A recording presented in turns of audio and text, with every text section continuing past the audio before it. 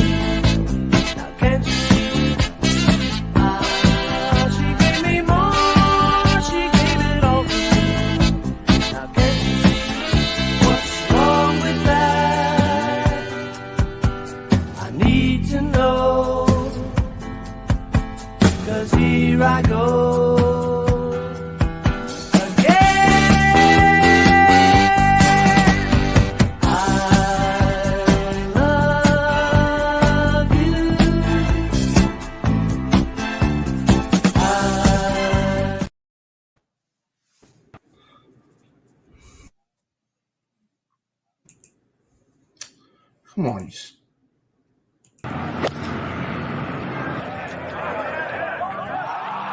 better. Bieber season high 103. This is 102. McNeil to left. He did his job as Marte will tag. He'll come in.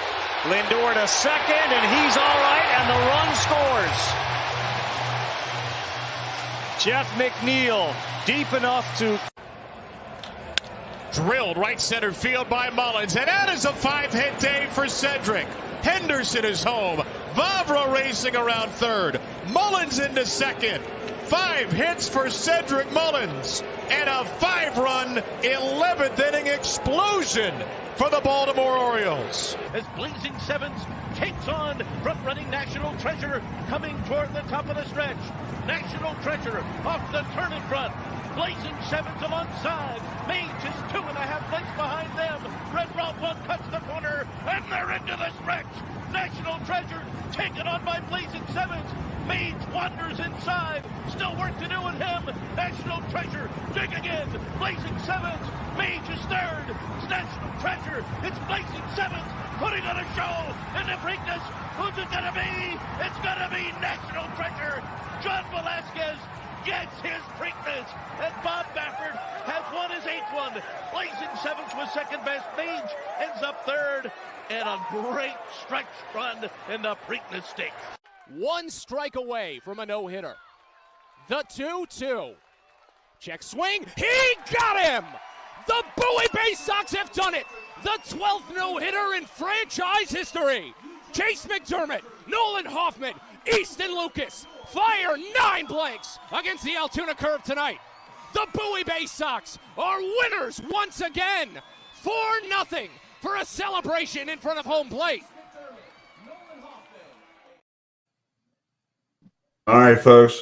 What a heck of a weekend for sports around here. And you got Michael Block, who sinked a hole-in-one in the PGA tournament, the PGA Championship, right on hole 15. The Mets and Orioles swept their series. Yeah, the Orioles took 3 up in Toronto. Mets took 3 against the Guardians. And then the Preakness with our good friend Larry Kumans, the guy from NBC Sports, our good friend, doing the call. And then the Bay Sox pitching a no-hitter on Friday night. So what a heck of a weekend for sports here in the metro area.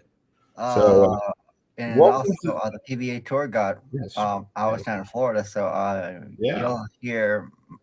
I'm Chris Heidel. That is Adam Lemerise, and this other guy who is the Mr. Notre Dame, Matt Trecanelli, joining us tonight here. Big show tonight here on the week before Labor Day. Coming up in like 2 seconds, we'll have Mike Glavine. He is the brother of Tom Glavine, the Hall of Famer. He's doing a fantastic job of it in Northeast up there in Boston.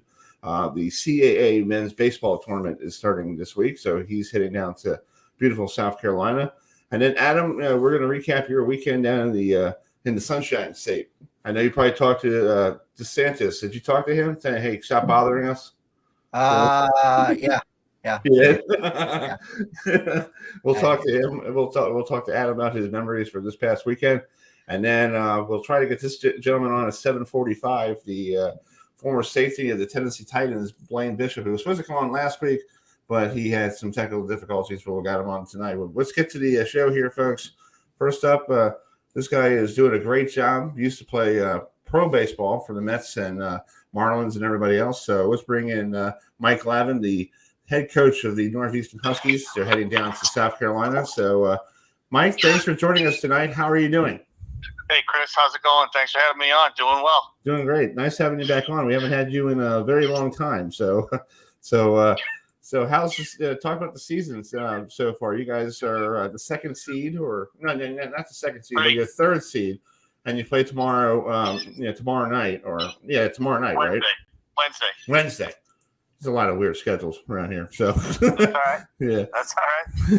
So just it's been a good year. We played really well at home and on the road, and we've set some program records and done some things really well. But I think now we're getting towards that ultimate goal, which is obviously turning play and being the 3 seed, just trying to work our way through that. And opening up Wednesday against William and Mary, who's a really tough club, and gave us a tough series and beat us in the series. So we know we have our work cut out for us. But it's been a good year. It's been fun, and it's been a great group of guys.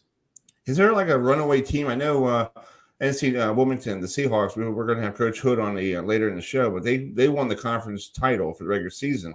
It seems like everybody's like wide open in this whole thing. There's no like cut favorite. Yeah, I mean, obviously they're the 1 seed, as you mentioned. They got a great team as always, Coach Hood, and Wilmington's always been to me, the team to beat in the conference every year. They just set a great standard, so they'll be really tough. And Elon being the 2 seed, again, another great season for them, and they've had some big wins not only in conference but non-conference. But I think what you asked is the 6 teams. I think honestly any of us can win it, and that's not cliche. It's real. The league is really tough this year, 7th rated RPI in the country, and just had a lot of great conference games against each other, but also a lot of big non-conference wins throughout the league. So I really, Chris, I won't be surprised with whoever wins this, because I really believe all 6 teams are capable of doing it.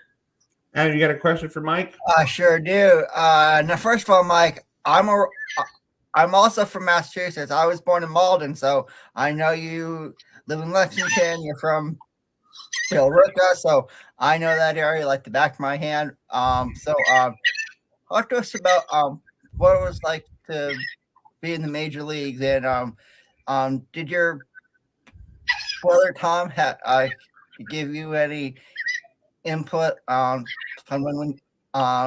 when you were playing? Well, I'm glad you know the area. That is the Billerica's right there near Malden. So it's a great sports town and great sports area. A lot of hockey up that way as well. Oh yeah. I think me and my brother, there's a 7-year gap in age, and so him and he was kind of always my idol growing up, and someone I looked up to and tried to always tag along whenever he was playing a game in high school, trying to just either be the hockey stick boy or the baseball bat boy, and just tagging along. And I always learned from watching him and just being around him. And then as I got older, just the conversations we've have about baseball. And obviously I was a first baseman, he was a pitcher. I didn't get blessed with his genes or his talent, but we talked just baseball really. But for me, it was really just more about growing up with him and just trying to keep up with him and always tagging along and looking up to him. Yeah, Mike, it's like when I was growing up, I played against my brother in street baseball, and my brother used to pitch left-handed, right-handed, and I'm like, man, he's difficult lefty, and he was really difficult right-handed. So did you get a chance to hit against your brother, and what was one thing he's difficult when he's pitching? Well, we were a big wiffle ball family, so we always played in the backyard and throughout the neighborhood. So that was something we always did growing up. I never actually faced him professionally, even though we were in the same organization at times or against each different organization. So never faced him for real, but did always face him in the backyard and took my lumps and got beat up a little bit with that age difference. But I think that's how you learn and how you get better. But obviously, it was just a blessing to be able to watch his career and what he did and all the success he had, and just learn from, again, being around him and having fun. And we're a close family, so it was always just great to see all the success that he had. And you're doing a very great job up there in Northeastern. Because the last couple of years, you're doing a really good job. You're building a great program up there. And where did you learn from your management experiences? All the coaches. You're in the organizations with the Mets and the Braves and everybody else. Who did you learn most of your coaching style? That's a great question, and I appreciate that. Overall, I'm proud of our program and how we do things and what we built here. And, we're the northernmost team in this conference. And so, we got some obstacles to overcome, but I think we get the right players and the right challenges, overcome those challenges and the right mindset. So I really learned from all three organizations. They were all different. They really were. The Indians were the Guardians now, where I started, was just a really hard-nosed, tough organization that was really, into the physical piece of things and the mental piece and having that edge. And then when I got over to, the Braves after that, it was more of a balance focused on baseball and skills and getting better and, being a professional and then finishing with the Mets, just learning. I think they really balanced both of those. So for me, it was learning, like you said, learning a little bit from all three organizations, taking little bits and pieces. I played for a bunch of managers. I think I ended up playing over 9 years in the minors. So I was blessed to have some great managers and coaches and, just people within those organizations. So for me, it was always learning, keeping a journal and taking a little bit from each coach and each organization. That's cool. Man, you got a question for Coach Glavine? Yeah, you're muted. He's muted. You're muted. He always does this to himself. Try again. He doesn't even know he's muted. He's saying, Coach, you're doing a fantastic job, and I don't know what he's saying. Matt, you're muted. Try again. Oh, right. My bad. All right, take two. Go ahead. Okay, take two. I was muted. Can everyone hear me now? Yeah, we can hear you. Go ahead. Yep. Okay, awesome. So what I was saying is that just tell everyone what it means for you to be a 3-time Coach of the Year. In the CAA, you're Coach of the Year 2017, 2018, and 2021. Well, that's, the way I feel about this, and it's real, it's genuine, is I think that really is just code for saying you have great assistant coaches, a great support staff, and great players. As a head coach, I think there are times when I don't spend as much time on baseball as I'd like to now. It's becomes administrative at times and a lot of meetings and things of that nature. And you end up being more of an in-game manager and that sort of stuff. But my assistants, I've had Kevin Cobb here now since the start. Just done an awesome job with our pitching staff over the years, and I think this year might be his best job. We've had a lot of injuries and setbacks, and we've pitched really well this year. And Nick Puccio, our hitting coach, has just done a tremendous job this year. Our offense is night and day from last year. We're hitting 300 as a team right now, and I think we have 99 home runs and 130 stolen bases. He just does an awesome job. So it means I have two loyal, great assistant coaches, and then we just try to find the right fit, the right players for our program, and try to coach them up as best we can. At a program like ours in a mid-major, we don't get the finished product. We try to get that blue-collar diamond in the rough that has a good ceiling and bright future, and work with them as best we can, and just try to balance my pro background with a college background, and then let my assistants do their thing. So been blessed to have great loyal coaches and great players. That's cool, Mike. Well, Mike, let me let you go. So have a safe trip down to South Carolina, and good luck this week. And I hope you can bring another title back to the Boston area.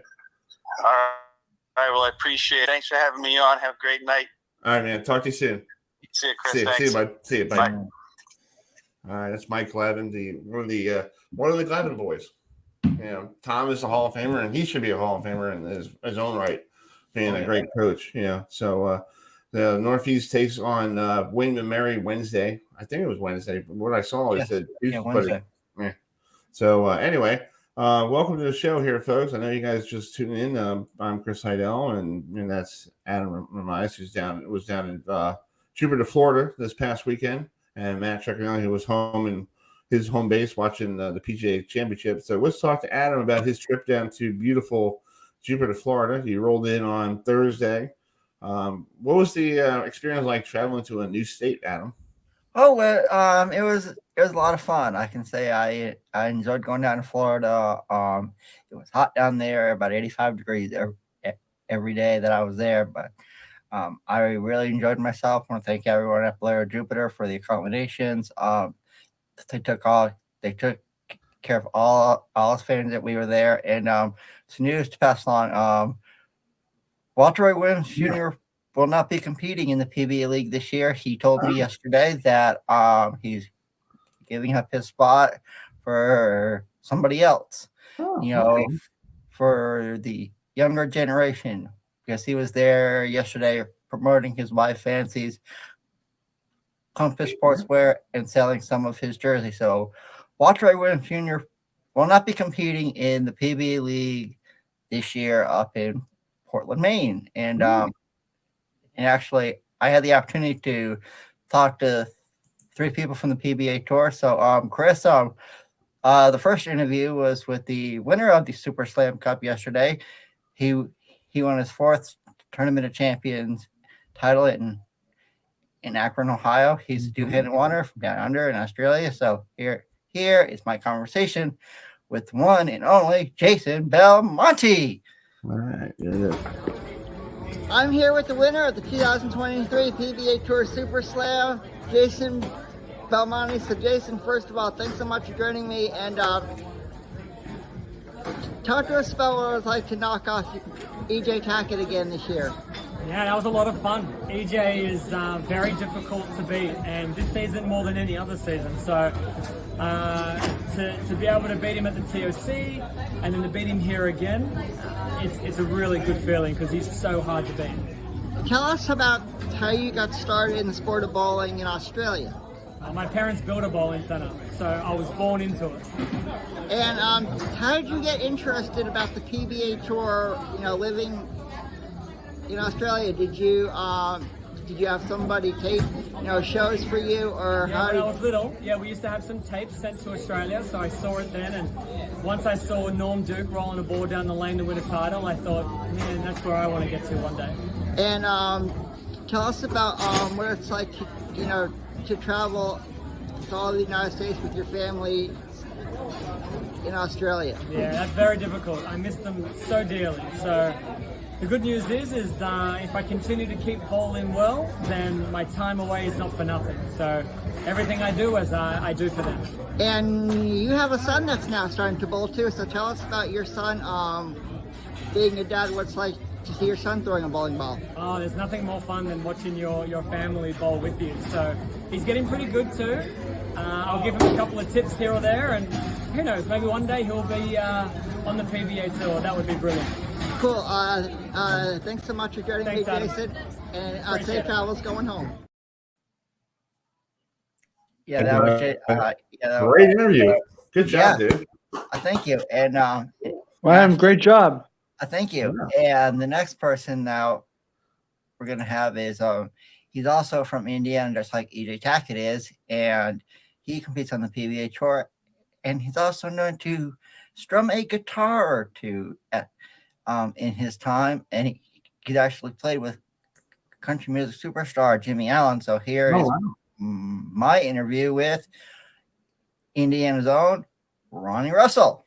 All right, hold on.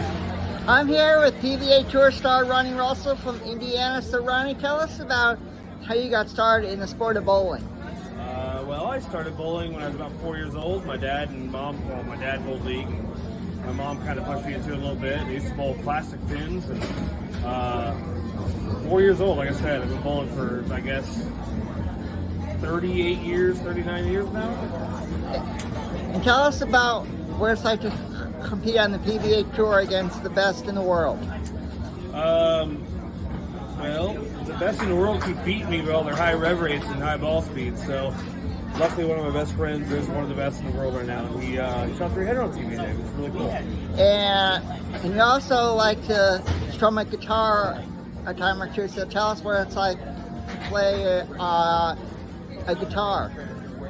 Well, I got a really cool guitar this year, thanks to a certain guy, and it's a Gibson J45, and I love playing it, and I'm going to be doing some concerts this fall, and I'm pretty excited. And what's it like to and you got a chance to perform with Jimmy Allen last year. So tell us what it's like to perform with the country music star. Well, I've played with him now twice, which is really cool. And he actually had me come back on stage and do some acapella, Brad Paisley song he did with Brad Paisley. I did the Brad Paisley part, but it's really cool. And tell us your favorite place to bowl on the PBA Tour. My favorite place to bowl these days, I'm going to have to go with Woodland Bowl, just because it's near the hometown, and I get all my friends, family, everybody down there harass me while I'm doing it. All right, Ronnie. Thanks so much for joining me, and good luck the rest of the season, and good luck in 2024. I just want to clarify this. You need a new shirt. The Bills are not good. Thank you, Ronnie. For those of you who don't know, it's called I wore a Buffalo Bill shirt yesterday because it was Kimberly's birthday. So all right. If you have one more before we bring in Blaine here, Bishop's sitting in the bullpen. And the last person I got a chance to interview is the PA announcer for the PBA Tour, and also he is the PA announcer for the Marquette Golden Eagles men's basketball team. So here is my conversation with the one and only Mike Jakubowski. I'm here with announcer Mike Jakubowski from the PBA Tour. So Mike J, tell us about what it's like to be the announcer on the PBA Tour. Adam Lemerise, you're a beautiful human being. I love being an announcer on the PBA Tour. I've worked online, I've worked on television, and I've worked in the venue. I love every bit of it. We had a great crowd here in Jupiter, Florida. It's fun to provide music and entertainment during all the matches that you see on TV. And tell us about your work at Marquette University. I'm the public address announcer for the Marquette University Golden Eagles. Coming up will be my 20th season behind the microphone, and we think they're a preseason top 10 team, so lots of fun going down college basketball in Milwaukee. And your favorite memory from when Dwayne Wade was there at Marquette? I came after Dwayne Wade, but I did get a chance to work with Jimmy Butler. And I had a unique way of announcing Jimmy Butler whenever he made a basket or made a dunk, and it would just be, I'm leaving now. Jimmy Butler! That was the way we did that. Cool. So what's next for you in the offseason for the PBA Tour before it returns to Portland, Maine? We are going to go to Seattle first for the PBA Finals. And I'm going to go on vacation before that. So, yeah. Cool. If I see you in Spain, I'll buy you a glass of red wine. Cool. Thanks so much for the time, Mike J. And enjoy the PBA Finals. You're beautiful. I'm out of here. Thank you.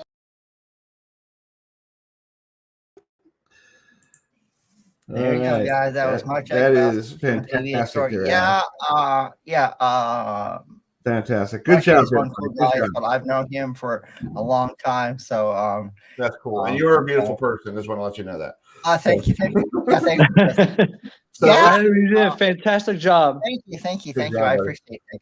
Let's switch gears and head to the NFL. Our good friend Blaine Bishop is sitting patiently in the bullpen. Let's bring him in. Former Titans safety, does a lot of stuff for the Titans on the Titans radio network. So, hey, Blaine, how you doing? I'm doing. Yeah, it's doing great. How are you? Yeah, I'm doing fairly well. It's been beautiful here in Tennessee. It's about 8 degrees today. And back and forth with the rain and sometimes no rain. So happy days here in Nashville. Yeah, exactly. We're getting a lot of rain too once in a while, but you guys have been getting a lot of rain. So that's a lot. Let's talk about the schedule coming up. You guys have a trip to London to take on the Ravens. So what's your take on that whole trip going over to London to play the Ravens in London? Well, I'll get a chance to go with Titans Radio. I'm not sure they have plans for the awesome trip. Me and the family, since I've never been to London. I never played over there as a player, let alone been there. So, we're considering, on October 15th to play the Ravens there, which is a rivalry amongst the Titans and the Ravens. It probably kind of started when I was playing there, and then it started with, just in the regular season, but then it really took to a whole new level.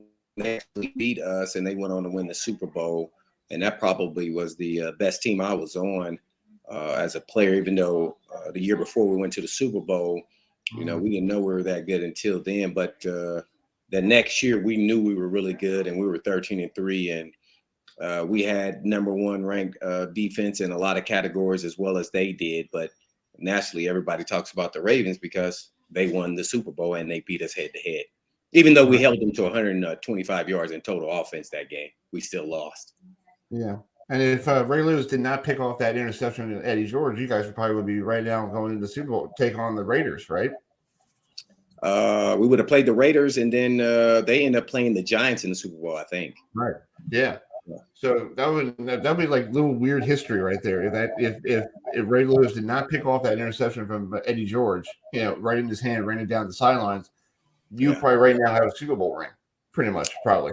Yeah, that was the whole goal. Yeah, just like the year before, we came up 1 year short from tying the Super Bowl against the Rams.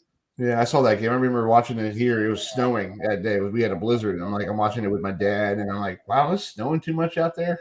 Damn. Yeah, it was raining, freezing rain there in Atlanta. Yeah, I remember. Exactly. So let's talk about the Titans coming up this year. Last year, they had a good season. We had Derrick Henry running the football, but is Derrick Henry still there? And I know he's a big beast, and you want to stay out of the way from him, right? Yeah, no doubt about it. He's still here. They just started PAs today. He was one of the veterans, voluntary. He was one of the veterans that showed up. So, yeah, he's still here. Tannehill's still here. A lot of national media projecting the Titans won't do so well. So I was a little surprised on that just because they're in the AFC South, which is, any coin toss of win at this point in time. I would say you have to say Titans have to be the favorite. The other, teams have new quarterbacks. So that was a little surprising from the national media. But I actually think they're going to be competitive in all games. I really believe that. And that Tannehill is, since they drafted Will Levis from Kentucky, that he may play his best, season yet if he stays healthy, which they fixed the offensive line through the draft and free agency. So Tannehill is a very capable quarterback still today. He takes a bad rap, and I think people disrespect him, but he's been a solid quarterback since he came from the Miami Dolphins. Nothing like what he looked like with the Dolphins. He looked pretty solid here. Yeah.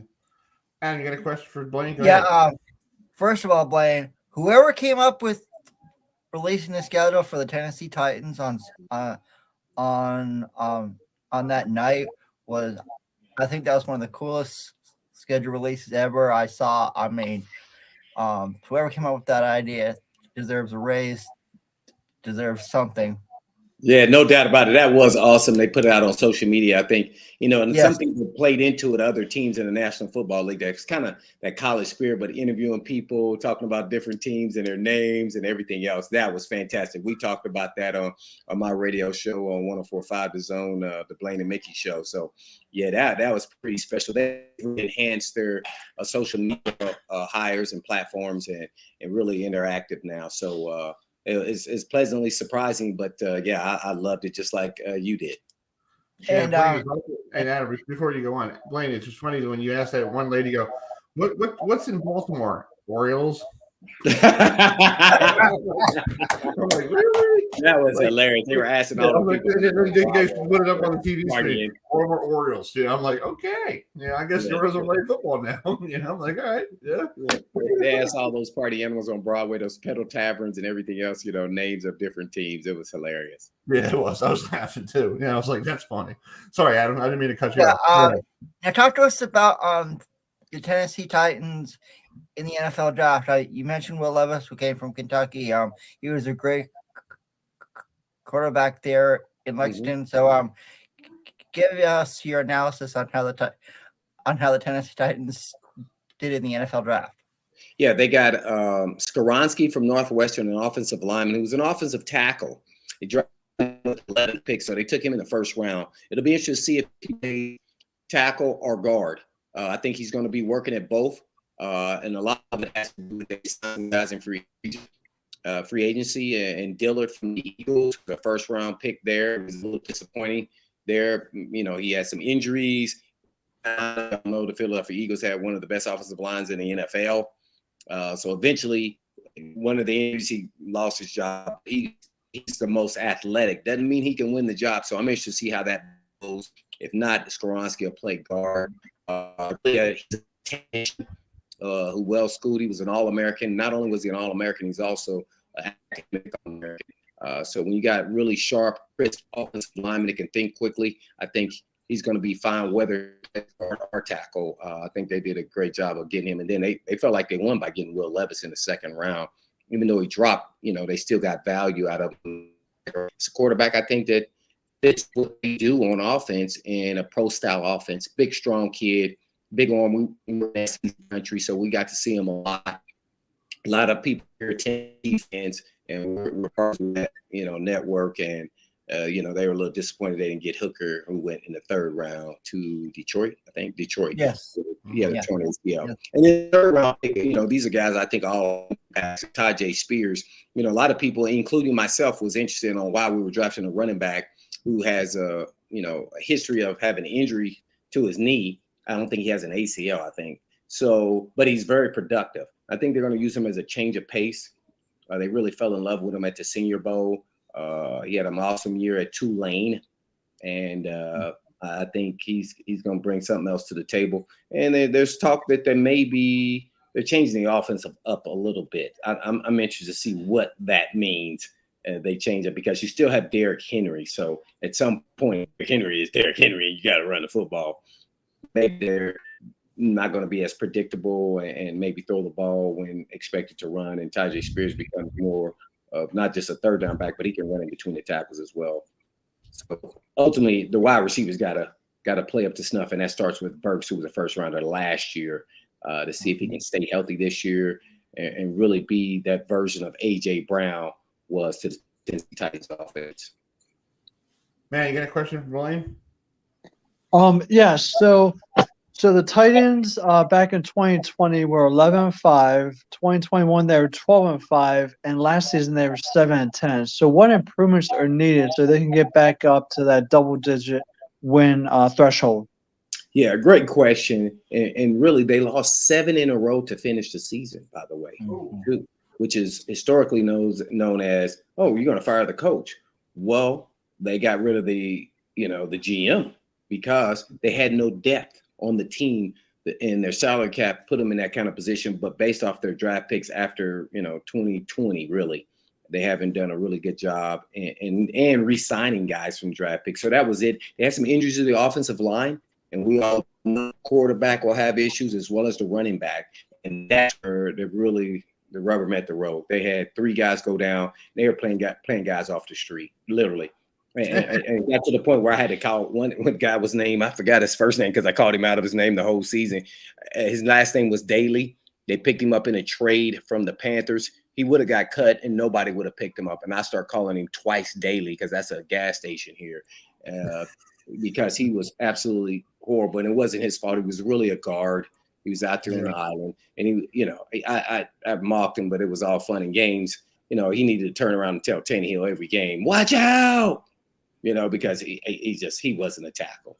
So that's where they were. A draft pick towards ACL, and he was a backup. And so they had nothing. So that's why they fell off the cliff. It wasn't Tannehill. It had nothing to do with Tannehill. He was still doing what he always does. And then Burks, who was supposed to take A.J. Brown's spot, he was in and out of lineup because he found out he had asthma. Then he was having injury issue. He had a chest contusion, got concussed. Then he had an ankle issue. So then they were sitting there with, average starting guys in the National Football League with King Henry. King Henry, even though he carried the ball a lot, still rushed for 1,500 yards. So, I thought King Henry was still somewhat king. He didn't have as many breakaways that he had in the past. So that's something to watch. But just because the line was so horrible, I can't really tell if Henry, lost half a step or a step. I really couldn't see it. But I think he's going to be on a mission. This is last year of his contract, as well as is Tannehill. So it'll be interesting to see if the Titans start off slow and they have a tough schedule early. If they finish under 500 after the first 6 games because their bye week's the 7th week. If they don't have a winning record, I wouldn't be surprised if they turn over to Will Levis, get the clock started. Right. Yeah, I'll agree. I agree.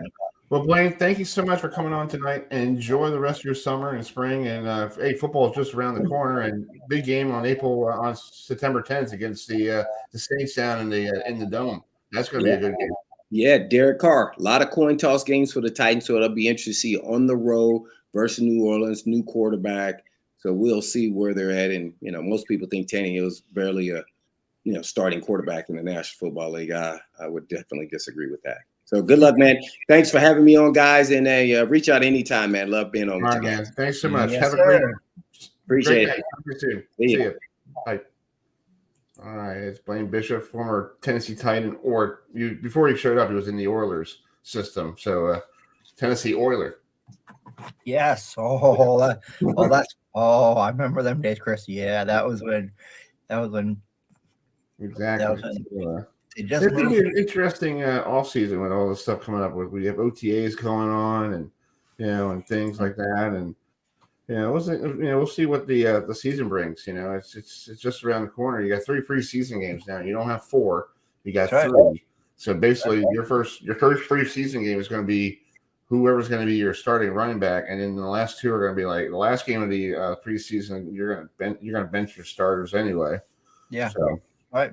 You're going to bring out the whatever. So this past weekend we lost a true legend. Or last week, this guy ran all over people back in the 60s. We were too young we weren't even born then, but we heard stories about this gentleman who basically was like a pride of Syracuse, New York. He went to Syracuse. He played lacrosse at Syracuse. We're talking about the great Jim Brown, who passed away shockingly last week. Look at the old footage back in the 60s there, the old cowboy uniforms. Oh, he almost tripled it. Hey, he's like, oh, yep, you're not going to get me. Oh, you can take my leg off. There you go. Yeah, the Cleveland Brown uniforms back in the day. I mean, they're still good. I mean, when I heard the news about Jim Brown, I was like, wow. I mean, he was legendary. It's called. Yeah, he was. When you think of running backs in the NFL, you think Jim Brown. And the funny thing is, he stopped his NFL career because he wanted to do movies. And the only reason why he stopped his career because Art Modell gave him an ultimatum and said, "You better be here at training camp, or you're going to be fined." And he said, "I retire." Yeah, because he wanted to be in film. And I guess he got tired of playing football, and I guess he was getting better contracts for film deals. So he was in the Dirty Dozen and all that stuff. So, but Jim Brown was the statue of running backs, and I think everybody was. And now he's like, if you're on the list, he's like 6 down below. Yeah, he used to be the number 1 guy. Yeah, so he was a civil rights activist too, Chris. Yeah, he helped Muhammad Ali, try not to go to the Vietnam War. Yes. Because he didn't want to go there back there in the late 60s, Matt. They had drafts, for the military, and they had it on TV too. Yeah, they had like I saw it's on YouTube. If you type in military draft from 1968, it's like it looks like the NFL draft, but it just has people's numbers. Really Jim Brown was legendary. I mean, when you gave him the ball, he would just plow right through you. Yeah. We're waiting for Coach Kennedy, the head coach of Elon baseball. They're in the CA baseball tournament this week, and they're the 2nd seed, and they're going to be waiting to take on the loser. Or they're not losers, but the let's see here, Wednesday. They'll be playing on Thursday, taking on the 2nd seed. It's a 7:00 game, so they'll be taking on the winner of oh, here it is. I got it down here. They'll take on the higher seed from game 1 or game 2 on Wednesday, or excuse me, on Thursday. So UNC Wilmington will be the number 1 seed. They'll take on the lower seed from Wednesday's game, and then Elon will take on the higher seed. So and they're going to be playing at a ballpark down there in South Carolina, Mount Pleasant, South Carolina. Has been home of the Cougars since 2001. Not nice facility. I was looking online.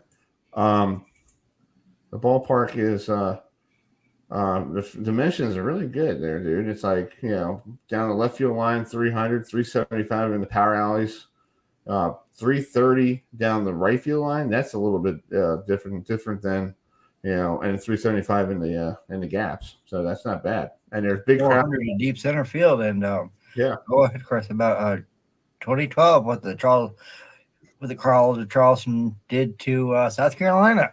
Yeah, back in 2012, they had the biggest turnout. Their sold-out crowd there against the number 10 team at the time. So we're going to wait for Coach Kennedy to join us. But first, let's bring in our good friend from the Seahawks. Yeah, they're the number 1 seed in this tournament, and down there in Pleasant, South Carolina, Mount Pleasant, South Carolina. Let's bring in Coach Hood, who I was doing some research. He actually played some years in minor league baseball, guys.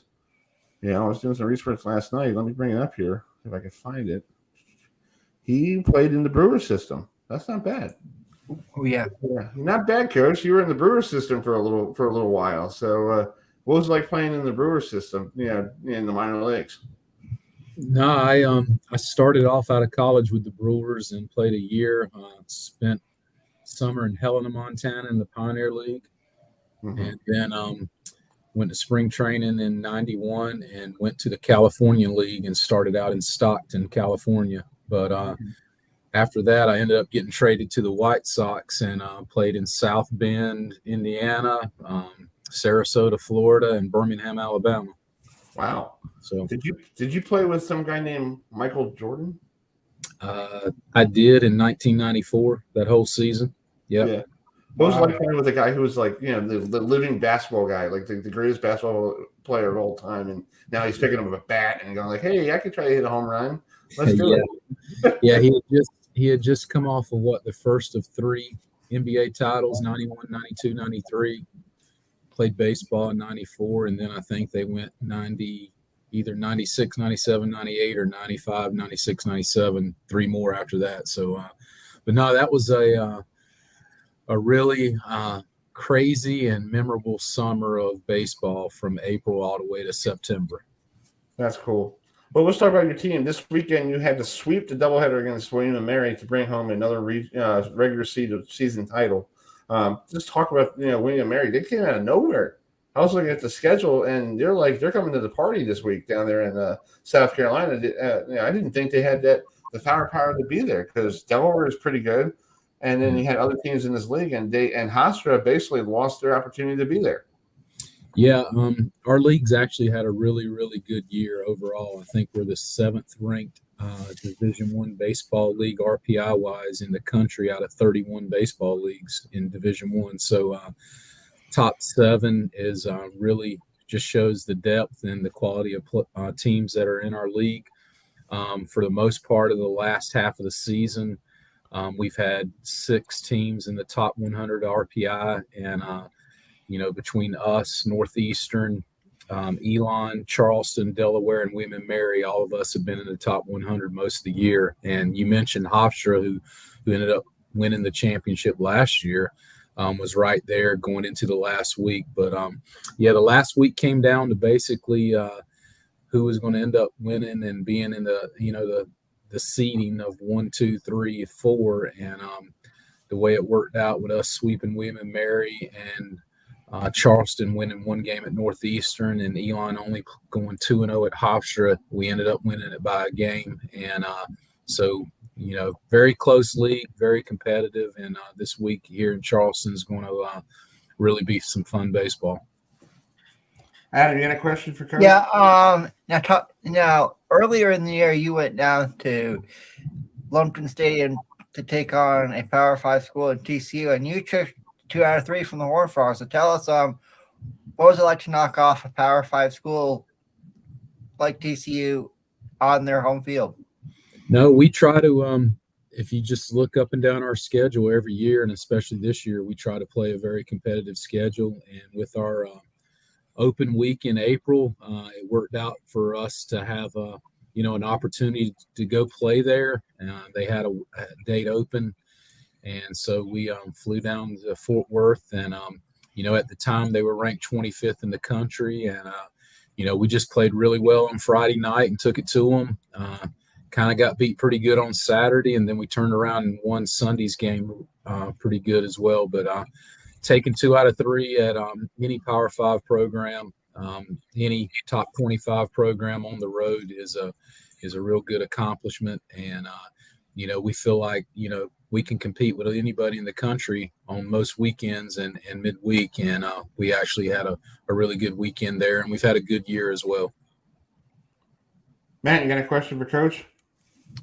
Yeah, Coach. So with your time in the major leagues, what did you learn, and how did you integrate that into your life? Yeah, I mean, I never made it to the big leagues. I played a couple spring training big league games during spring training, which, they pull some minor leaguers up to play like that. So most of my 5 years was spent in the minor leagues. But, continue to learn just that, you got to grind it out every day. Baseball is a sport that will beat you down. There's a lot of failure in it, and you've got to learn how to kind of dust off your shoulders and be able to step back up every day and learn every day, because you could easily go 0 for 4 or you could go 4 for 4. It's just a matter of trying to stay consistent day in and day out, and showing up every day and having that desire to compete. And that's, one of the biggest things that, we try to tell our guys is, all I want to, if you can give me great hustle, have a great attitude, and just compete every day, then I'm not going to ask a whole lot more out of you when it's all said and done. And then also another question. It seems like nowadays, a lot of the sports and everything, there's a huge mental aspect of it. I see a lot of players now that have the physical ability, where they're like, they play great for maybe a couple seasons, then all of a sudden, I don't know what happens, but just tell us how you as an athlete have to have the right mental mindset each and every day. Yeah, I mean, even in college, but as you get even past college, the mental aspect of it plays such a huge factor. I mean, they say, what is it, 90% mental, 10% physical? Is that kind of the montage that everyone talks about? But we try to do a good job of teaching the mental side of the game. Talking about just what it takes to just be prepared every day. We prepare them physically through practices and weightlifting and conditioning, but it's the mental coaching and things like that of being able to handle the days in and the slumps and being solid day in and day out. But it's just something that that's what separates the guys in A-ball and AA from the big leaguers. When it's all said and done, it's the talent to get to the big leagues is in AA. It's just the guys that take the next step are the ones that can handle it from a mental standpoint when it's all said and done. Well, Coach, you're taking all the stuff you learned in the minor leagues and you're helping these young kids out, and you're helping pushing them to major leagues. And you got a great program down there in Wilmington, North Carolina. And keep up the good work this week, and hopefully you guys could bring home another title, and we'll get used to watching you on ESPN wrap around that whole bases loaded thing. So you guys could beat somebody and show the world about the Colonial Athletic Conference. No, we appreciate it, and thank you for giving us a good opportunity to come out and talk a little bit about our program and our league. All right, Coach. Good luck this week. All right, you guys take care. All right, see you. All right, see you back. That's Coach Randy Hood, the head baseball coach of Coach William and Mary. North Carolina Wilmington. They will be playing this week. They just played William and Mary. So let's bring in by phone the coach of Elon. He's actually got off the bus. He traveled all the way over to let's bring him on here. Let me bring in Coach Kennedy here. So hold on a second. This is what live radio is, folks. TV. You'll hear a dial tone. Don't be offended. Hello. Hey, Coach Kennedy. It's Chris Heidel and Adam and Matt here on the Sports Talk with Chris Heidel. How you doing? Chris, good, Matt. How you guys doing? Doing great. Thanks so much for taking your time tonight. I know you traveled all the way over to in South Carolina to Mount Pleasant. So first of all, how was the travel? Yeah, not too bad. We just rolled in a little later than we thought, and trying to get all these guys off the bus, bags loaded, to get them some food. So kind of a little bit later start than we thought, but everything went pretty smooth. So you guys don't play until Thursday, so you got a couple of days to relax, get yourself acclimated to South Carolina, get ready for the humidity and all that stuff, and just what do you guys have to do to get yourself prepared, because you don't play the winner, you play the higher seed of the Wednesday games. Right. Yeah, well, it's summertime, man. It's gonna be hot no matter what time you play, and I think we're fortunate enough to play the 7 o'clock game, so shouldn't be too bad. But just trying to get on the field. Tomorrow's practice day for everybody in the tournament, so trying to get on that field again and get another feel for the turf.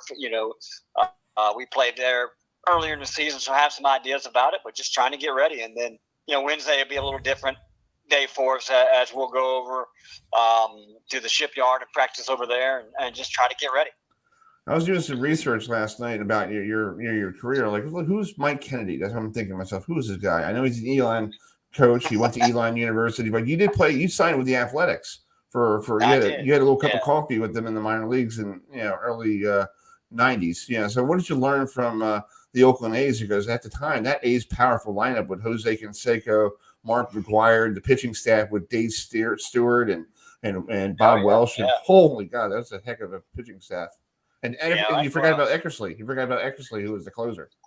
Yeah, I was fortunate enough, not because I was a good player, just because I needed a catcher. I was fortunate enough to go into big league spring training for 3 or 4 days, and I got an opportunity to catch all those guys. So that's a pretty good memory. When you're not a good player, you don't get to stick around long. Yeah. So out of all the pitchers you caught, like Dave Stewart, how tough was Dave Stewart to catch behind the home plate? Well, I caught him in a bullpen setting, and even in that area, it was pretty tough. He threw a really heavy ball.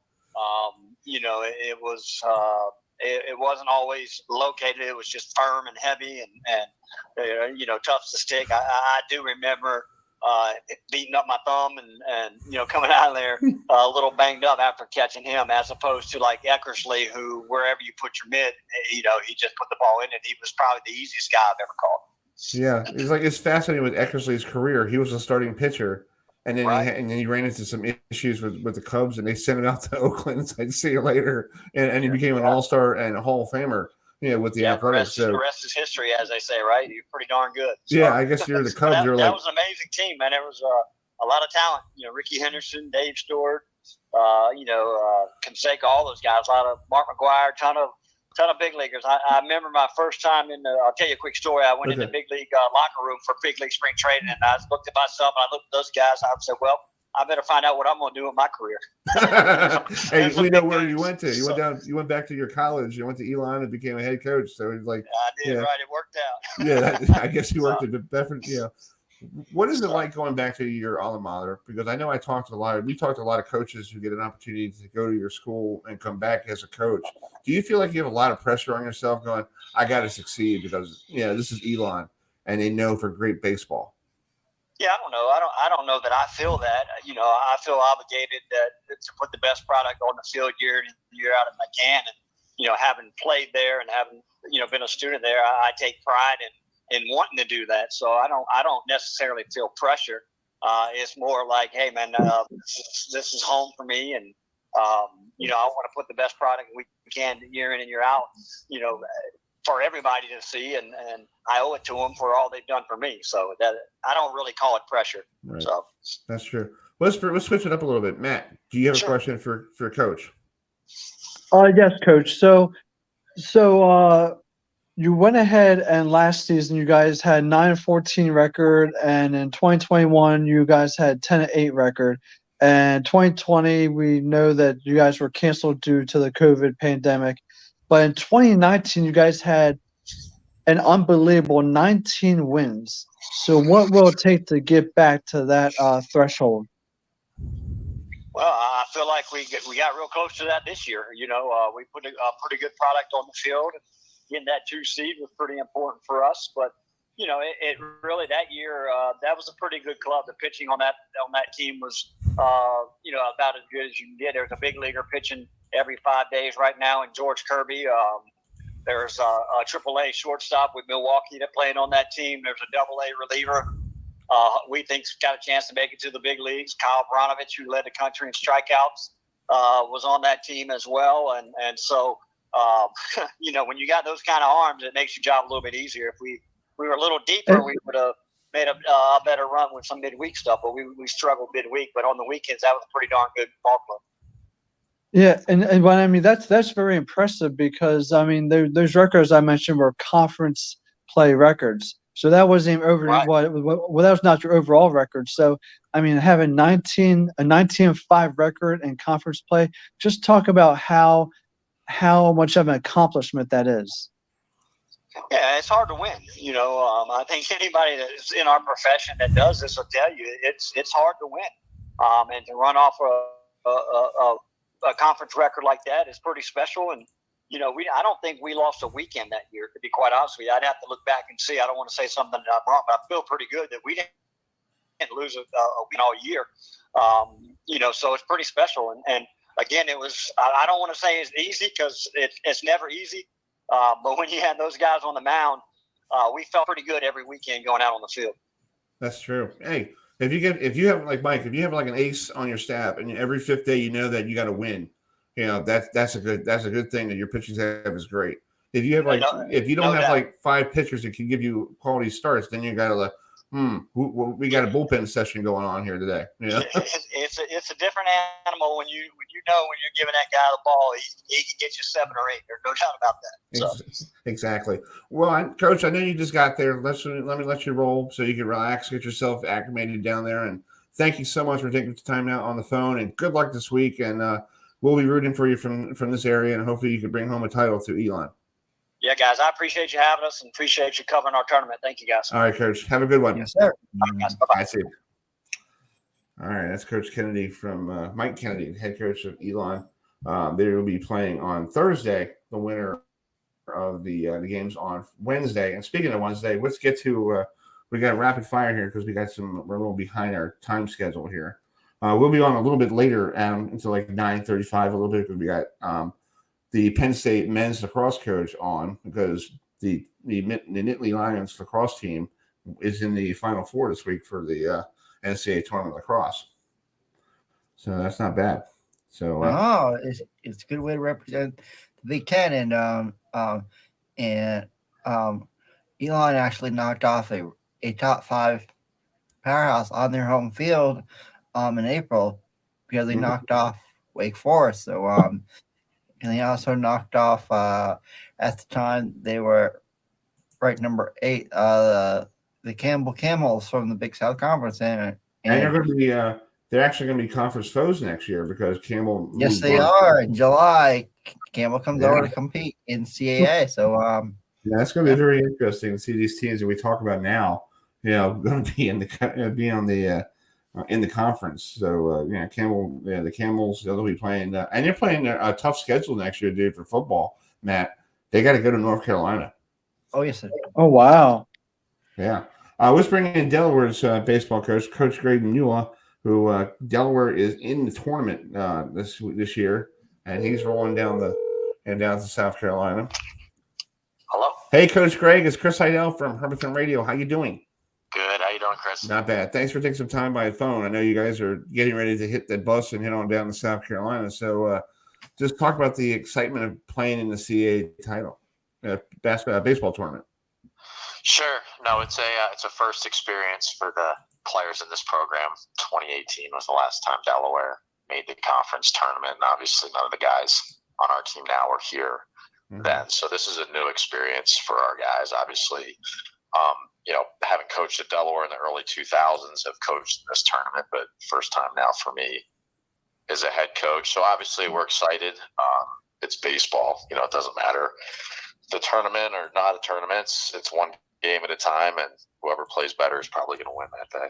Yeah. Well, talk about Wednesday afternoon. You got to play Wednesday at 12 noon, and those 12 noon games are very tough for some teams because some teams are up and some teams are not ready to go at 12 noon. What do you need to do to get your team fired up for 12 noon? Because, technically some of them are done with school and they want to relax.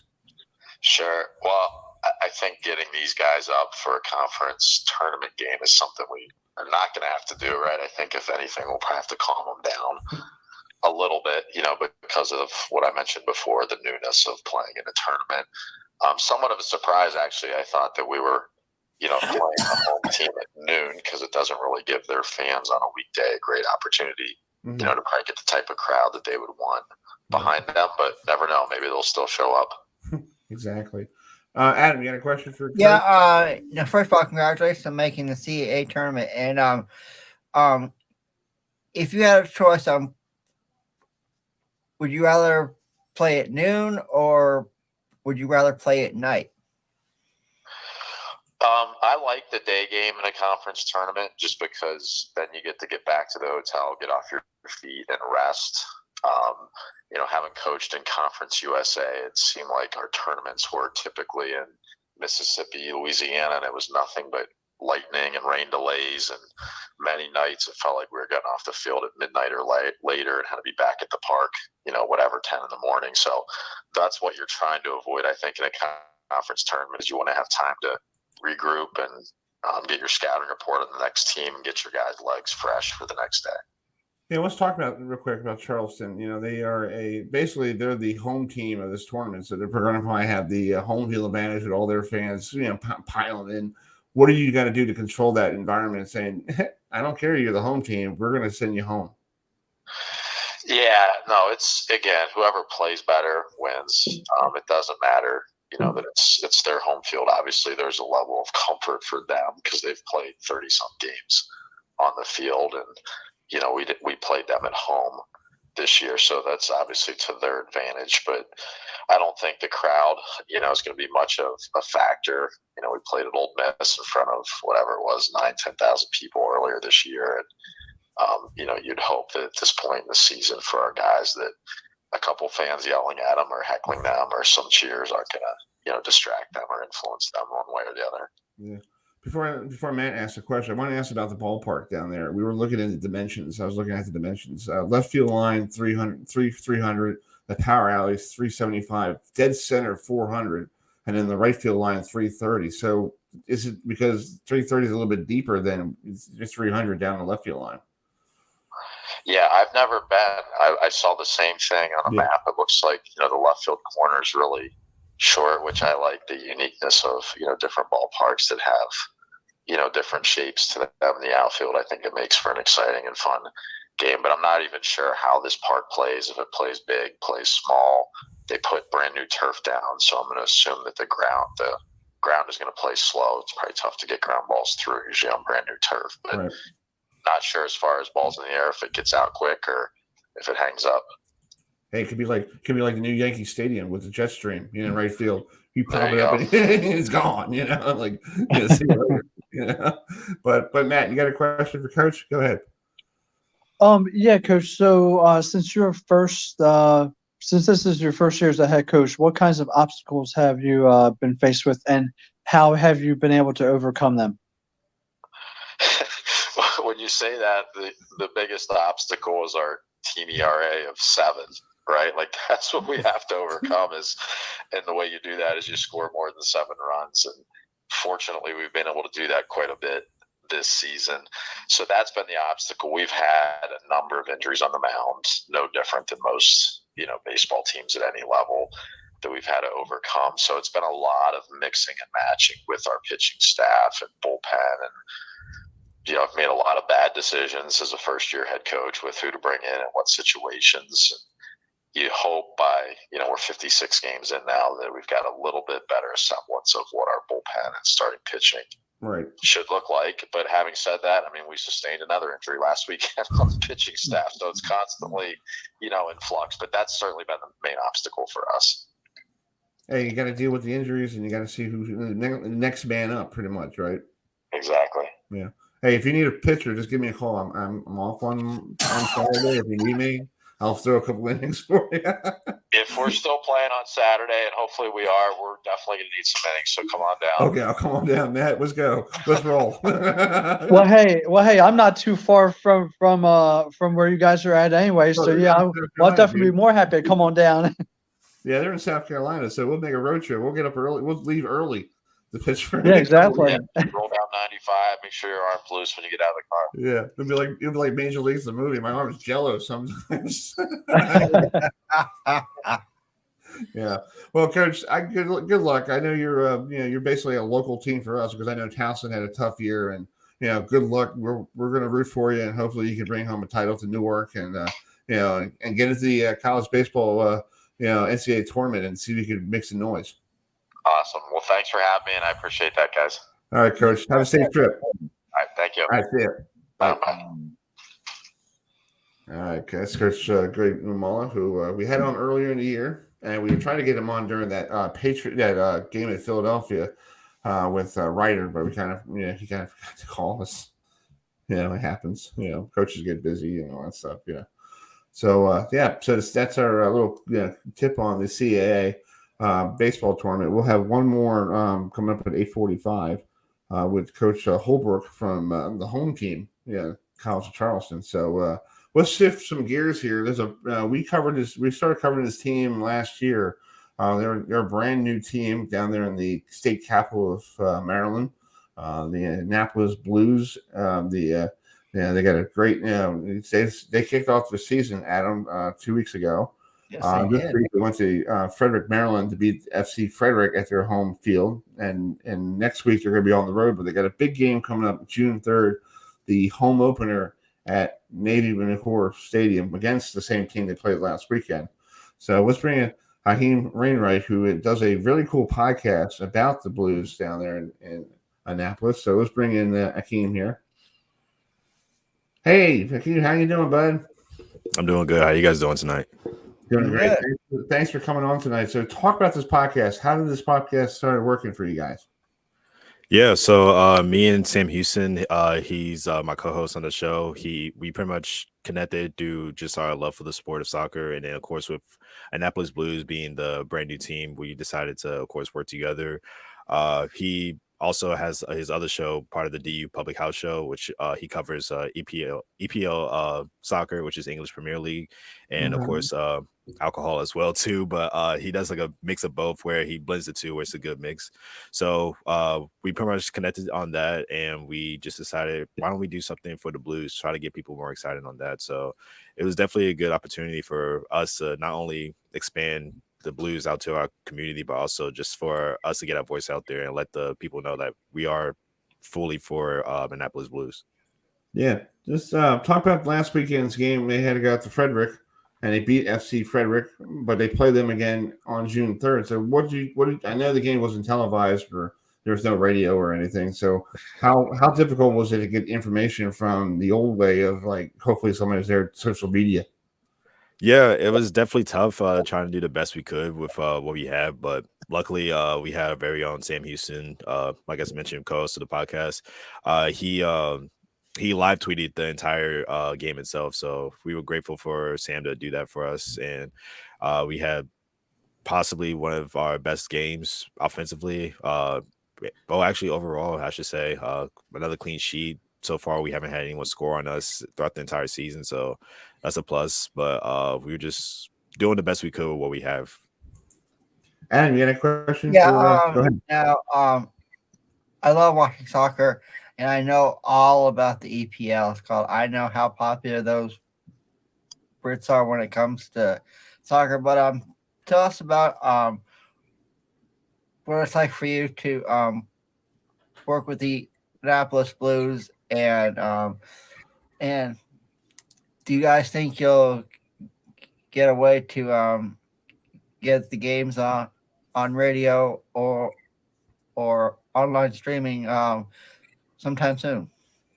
Yeah, so I'll start off with your first question about me working with the Blues. I actually just got started earlier this year. I was grateful enough to work with the owner, Michael Hitchcock, and our general manager, Fred Matisse. They pretty much put me in the line of getting us involved with this organization.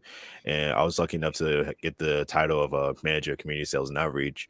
From there, of course, it was just constant growth, as I saw week by week, where we had like maybe 2,000 season ticket holders. And now we're, I believe, over 3,000 right now. So just seeing that constant growth was just amazing. And then in terms of like broadcasting. We are. I could say for sure that the home games will be broadcasted. So there will be a streaming site for that. I think it's through. I believe the title is 11 Sports will be the coverage for our game. So it'll be streamed through there. Nice. So we'll definitely have some footage for the game, at least for our home game. So way that's more of like on the home team's discretion. Yes. But whenever the games are played at Navy Memorial Stadium, we'll definitely have something for all our fans. Nice. Cool. Hey, talk about the first game, you guys. It was a charity game for you guys. You had the Philadelphia Union, their second tier team, or I forgot. A lot of teams have different tiers of their organizations. I know DC United has all those little guys underneath them. But you played the Philadelphia Union, one of those, one of the teams of the Philadelphia Union. What was the experience like for that game, for that home opener? Yeah, that home opener pretty much, but it was an exhibition game. Yeah, I mean, it was really a breath of fresh air. Like the pressure and stress leading up to it, just that excitement that we have throughout the entire city. Like we had so many people excited coming out. Initially, we undersold it, like undervalued it as far as like how many people will come out and show support, but luckily we had just a little under 4,000 people show up for this community event, and thanks to all the people in the community of Annapolis to come out and support for our boys. So we definitely appreciate that, and it was just great to be a part of something special for our first game in history, of course with a win too, so that was a great start, but then also doing it for a good cause too with our community relations through rebuilding together, which was the main priority of the community shield match that we had. Yeah, I found some footage on your Twitter page of the game, in the last game there, and it seemed like it was pretty cool. The players were like all fired up, and it looks like you guys kept scoring at will. So that's pretty good. Yeah, they were super excited. Like I talked to a couple of the players, they were asking us like, or just seeing like what the stands would be like as far as like the crowd being there. And I told them just picture like a couple thousand people being out there cheering your guys' name, like just cheering you on. And they're like, wow, I just can't believe this is going to happen. And then as it happened, they're just like, this is unreal. Like I can't wait to keep doing this more and more as time goes by. Yeah. Matt, you got a question? Yeah. So with your podcast, what are some strategies that you use to increase customers listening to your podcast?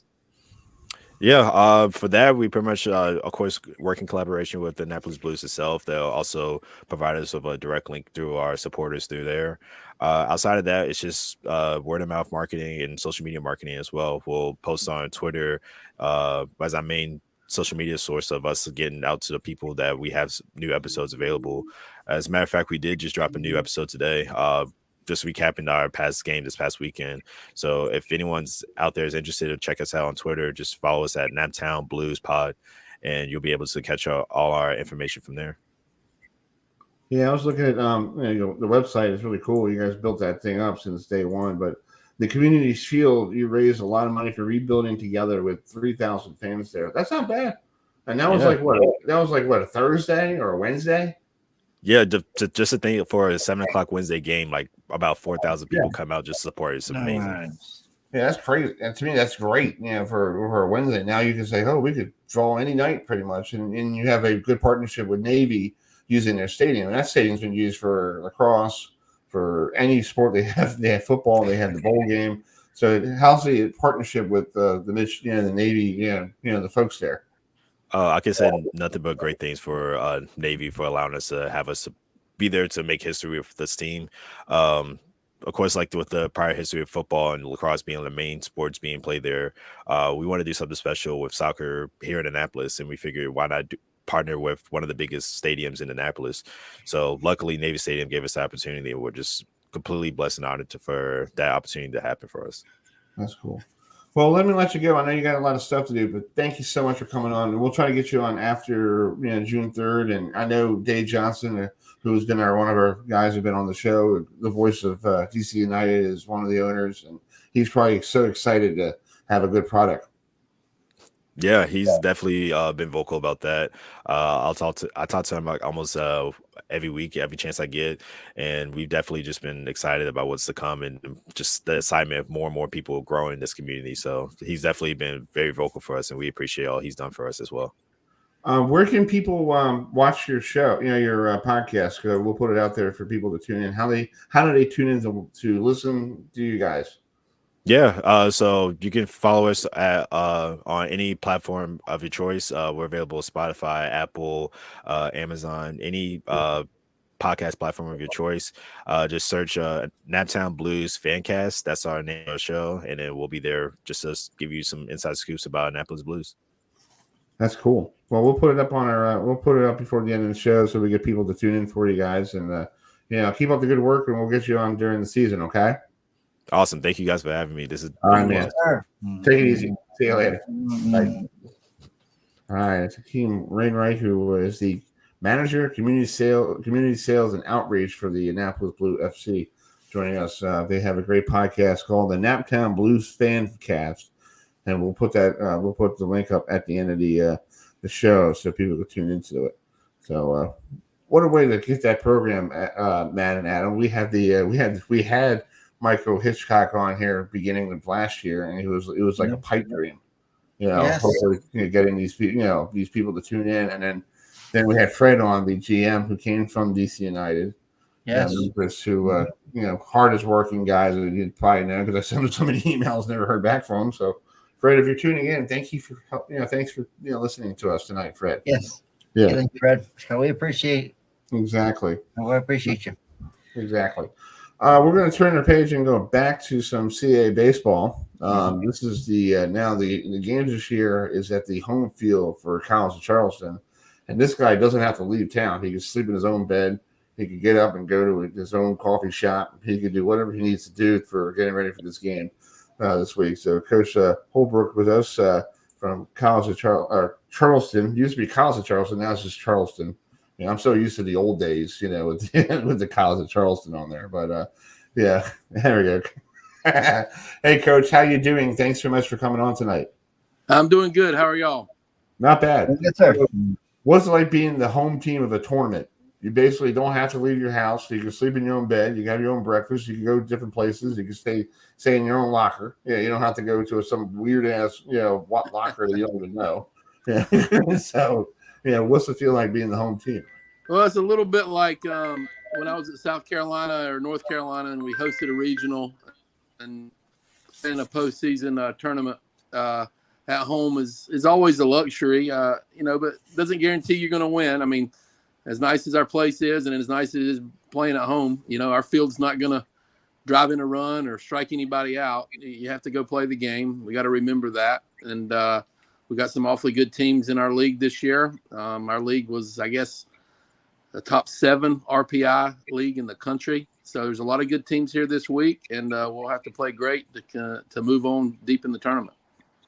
Yeah. We were just talking about the dimensions of your ballpark, and it's really interesting that the right field line is 330 down the right field line, but 300 down the left field line.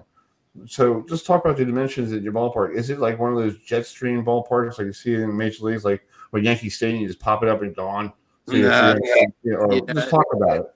Well, we live, obviously our stadium is right on the coast, and we're probably a 3-wood away from the water and from the harbor here, the Charleston Harbor. So there's a lot of wind involved in our park. Our park can be 2 different parks. I mean, it can literally play small one day, and then the next day or the next inning even it can play big depending on the wind flow. And looks like this week it's going to play pretty big. It is shorter to left field, but our wall is really high in left field. We kind of got a little bit of I guess it's a black monster. It's not a green monster, but we have our outfield wall is black, and it's a very high wall in left field. So you still have to hit it pretty good. But our park has played really big all year long, as evidenced by our lack of home runs that we've hit. So it's been a fair park. It's been a pitcher's park this year, but it's all depending on the wind, and that can change in the span of 15 minutes. It's just like playing in Candlestick Park, back in the old days. You had one day it's like a great, place to hit home runs. The next day it's like you lose 2-1 because you can't even get the pit. You can't get any fly balls out with all the wind and all that stuff. Candlestick and Wrigley Field come to mind. It's very similar. Literally the wind dictates how the park plays. And even if the wind is not blowing at all, which is very rare, it's still a pretty pitcher friendly ballpark. Yeah. So let's talk about the first game. You're going to take on Delaware, so you're going to see how the field is right away against Delaware on Wednesday. So playing Delaware this year, it seems like you guys had tough game up there in Newark. What do you guys have to do to get to win and move on? Because this is one game, and if you don't win, you're in the losers bracket, and makes it tough. Yeah, I mean Delaware can really hit, and they pushed us around during the regular season at their field, and hopefully it's a little bit different on Wednesday playing at our field. But we have a lot of respect for those guys. They're older, they're mature, they're seasoned, and they're physical, and they can really swing the bat very well. So we're going to have to pitch it and play good defense to give ourselves a chance to win. Adam, I know you have a great batting average, so can you hit one out? Yeah. Now, Coach, I remember when you were the head coach of the South Carolina Gamecocks. So tell us, what was it like to coach in the SEC when you were there? Because, you had to deal with teams like LSU and Ole Miss and Georgia. What was it like to coach in the SEC? Well, many people, say it's the best baseball league in the country, our best collegiate baseball league in the country. And that's pretty much rung true again this year. If you're going to look at the RPI and the national rankings, the SEC is awfully tough. And it's, it was 30 games of, it was a gauntlet. I mean, it was, you're playing 30 league games against teams that are every bit as good as you, if not better. And we had some teams that were very good at South Carolina. We won the national championship in 2010 and 2011, played for it in 2012, and went to a couple super regionals after that. And but it's, when you're dealing with, even in your own division, when you're dealing with Vanderbilt, Florida, Tennessee, and Georgia, I mean, Missouri, the division is tough. And then when you branch out west and have to deal with Arkansas and LSU and Mississippi State and Ole Miss, even though they had down years this year, traditionally they're always very, very good. And Auburn and Alabama are having strong years this year. So it's just it's a from top to bottom, it's an incredible baseball league. And it was an honor to be involved in the league. I had a lot of fun. We won some special games and some big moments. And it was a true honor to be a part of it. Yeah, I remember when you won those national titles in Omaha in 2010, in 2011, what was it like to run the field, in Omaha and win the school's first two national titles? Because that was an absolute crazy scene. What was it like for you to to hoist that national championship trophy in the air? Yeah, incredible feeling. And one of the cool things about that run in 2010, 2011, we won the last national championship at Rosenblatt and the first and the first national championship at TD Ameritrade.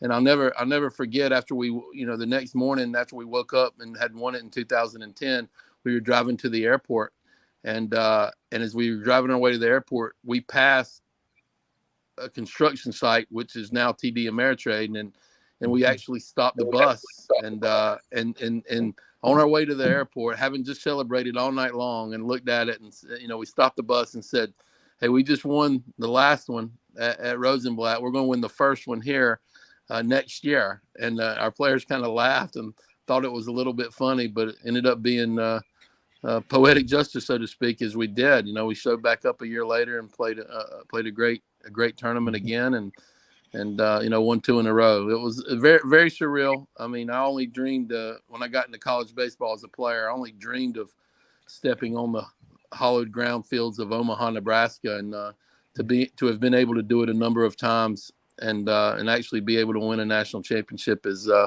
one of the greatest joys professionally in my life, and it's something that I still feel today. Everybody says it'll pass, or as time goes on, it won't feel the same. It still feels the same today as it felt 10 years ago. So it's a great lasting memory that hasn't faded a bit.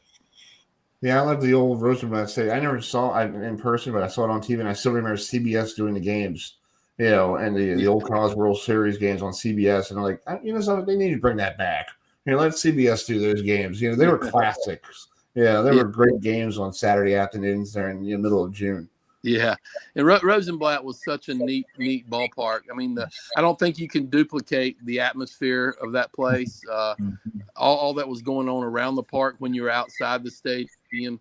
It was just like I don't know, it's like a state fair, so to speak, in which there was a baseball game involved, and it's just tough to duplicate. And I love TD. The new park is awesome, and it's so nice. The facility is incredible. But duplicating that atmosphere and that unique atmosphere and vibe that you got in Rosenblatt will never be matched. I'll agree. I will definitely agree because I can remember watching all those games from from Rosenblatt back in the day. Florida State's, the LSU, Warren Morris walk-off homer versus Miami. And it was like, I mean, there'll never ever be another Rosenblatt Stadium. I'll show you all this picture. This is in my little garage. Cool. But see that picture right there. I don't know if you can see it. Yeah. That was the winning run in the national championship game right there. And nice. Scott Wingo was there. I was coaching third, and Whit Merrifield, who's gone on to have a great Major League Baseball career, and led the American League in hits, I think 2 or 3 years, and he got the game-winning hit that night, and it's a moment in time that certainly I'll never forget. Yeah, Chris, I was talking about, like you said, change the ballpark. It's like, for me, I'm a big Mets fan. Right now, I'm wearing Gary Carter's Expo jersey because I feel like wearing him tonight. But watching transition from Shea Stadium to Citi Field, it took me for a while to go, why did you get rid of Shea Stadium? That's like the greatest ballpark in the world, and now Citi Field is like, okay, I like it. It's not bad. But it wears on you. Like you first get to these ballparks, you're like, dude, I like the old one. Where is that? That's a parking lot right out there. Oh, okay. Yeah. Now it's like, sometimes nicer is not always better. Right. Sometimes newer is not all better, and that's why you got to give credit to, the Cubs and the Red Sox for sticking with Fenway and Wrigley, and there's something unique about baseball. It's called the national pastime for a reason, and some of those old parks just give you such a good feel when you walk into them. And like I said, the vibe and the atmosphere is something that just can't be matched for some of those old yards. And and it's like that with Rosenblatt. Obviously, it's like that for you for Shea Stadium. And I still remember as a kid watching the World Series there in '86 when they beat the Red Sox there. And I'm an NFL football fan too, and I remember some of the incredible games at Shea Stadium, when the Jets were playing there. So it's those places they should be national monuments. They shouldn't be torn down. Exactly. Amen. Matt, you got a question for Coach?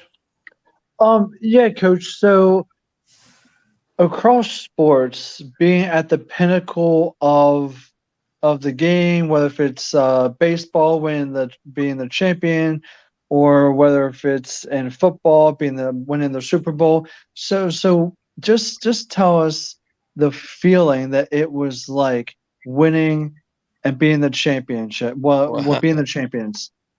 Yeah, I mean the feeling. Euphoric.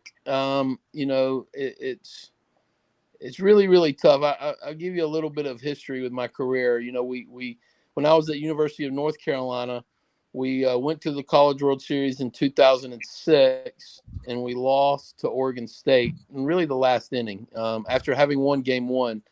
And in 2007, we made it back to the national championship again, and Oregon State beat us again. And so we were awfully close in 2006, 2007. We actually went back to Omaha in 2008 and lost to a really hot Fresno State team. And then at that point in time, after that season, I moved on to South Carolina, able to, go to Omaha several times out there as well. And it's just, obviously, the euphoric feeling that you get when you accomplish something like that. Like I said earlier, it just stays with you. How to describe it? I don't really know how to describe it other than you just, time stands still. You're at a loss for words. It's just an incredible moment. It's not the same as getting married or having a child. Those two will always be on, but the feeling is similar. You feeling that you've climbed the mountain, something goal you set off with, you can't achieve anything, and that feeling, it's so lucky as a coach to be great players, and that was a great moment in my career. Since moved on to Charleston and love it there. I get great trying to do things cool here well, and we're building a new facility, we're building a new ballpark, and all right, we lost the coach there. Yeah, he internet issues, when you have weather and everything in this area, So we'll try to get him. Hopefully, he'll log back in before we'll move on to our next segment here. But yeah, it's pretty cool that he won 2 national titles with South Carolina. And would it be cool if he wins another one with Elon? That would be Chris and Adam. And see, the thing is, being at the top of your game. Okay, I mean, it's just like what Coach was saying. It's a euphoric feeling. It's a feeling that I'm just hoping the players, the coaches, that win these championships are able to really just. Oh, and there's Coach Wade. He logged back in. Great. Yeah, I'm back in. I'm sorry. I don't know what happened with my Wi-Fi. It's all right. It's pay the bill. It's okay. What technology? I'm poor, man. I'm poor. We'll create a GoFundMe page.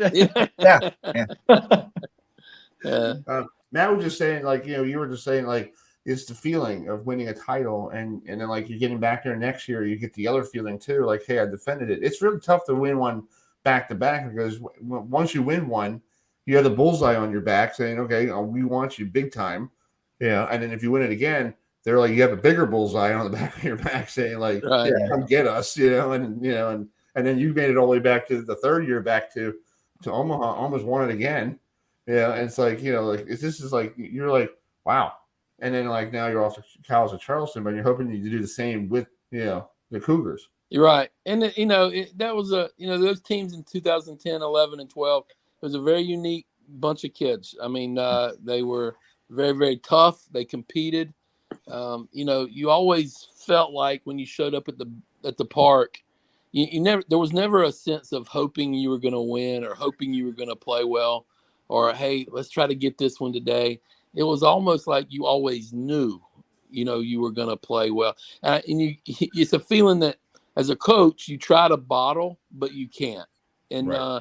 And there's no, I don't know, there's no perfect explanation for it other than, if I had to describe it, it was tough kids, competitive kids, confident kids, always felt like they were going to win no matter what the score was in the game, never quit, never gave up, always showed up at the field to practice and play hard, and they always played together and held each other accountable.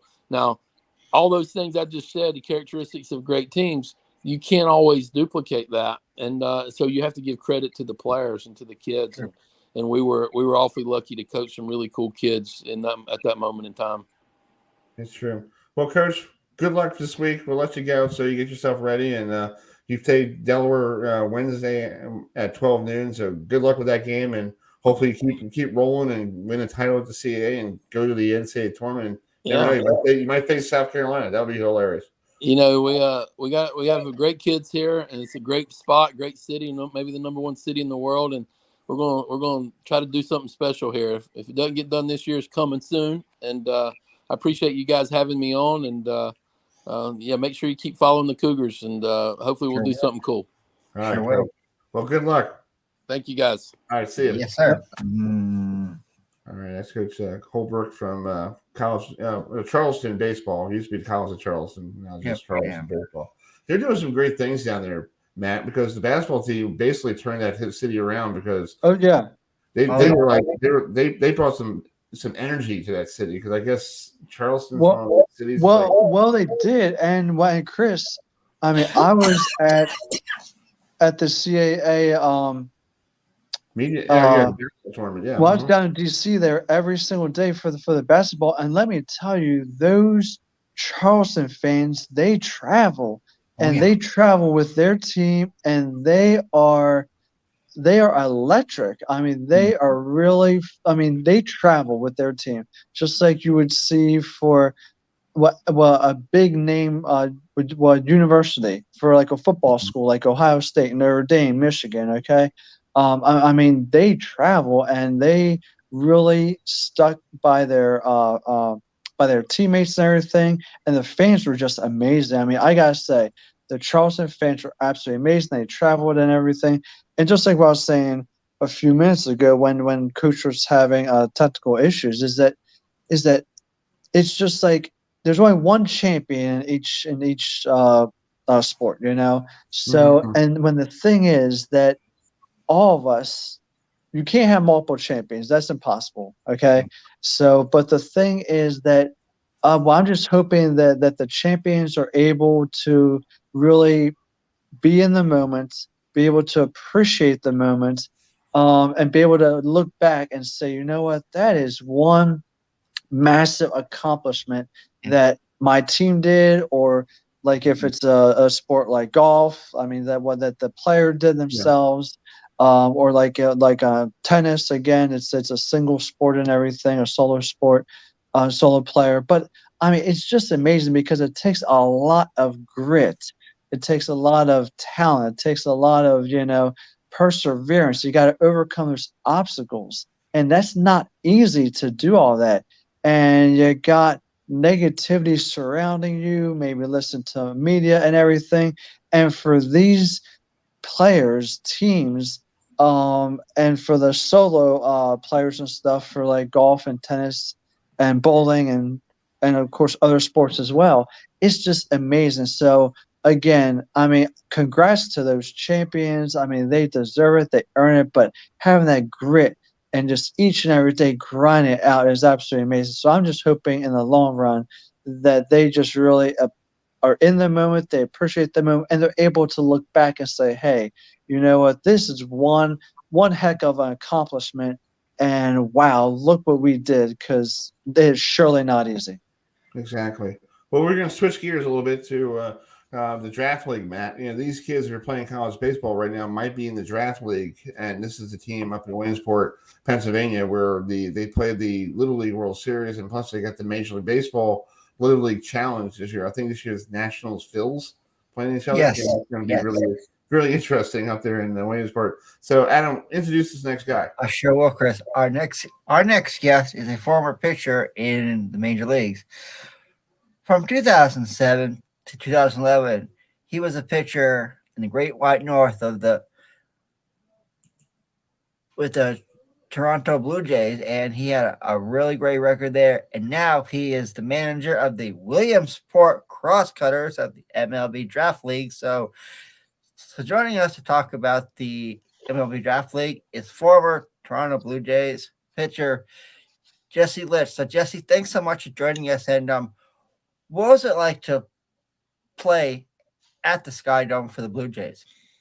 I mean, it was great. It was definitely a great home crowd. You're playing for a whole country. It's things that you don't take for granted, for sure. But being able to play in Toronto in general is like a lot of players' favorite place to go. So it's awesome in that regards as well. But I did well pitching there with the turf and great defense and everything like that. So that was definitely a plus.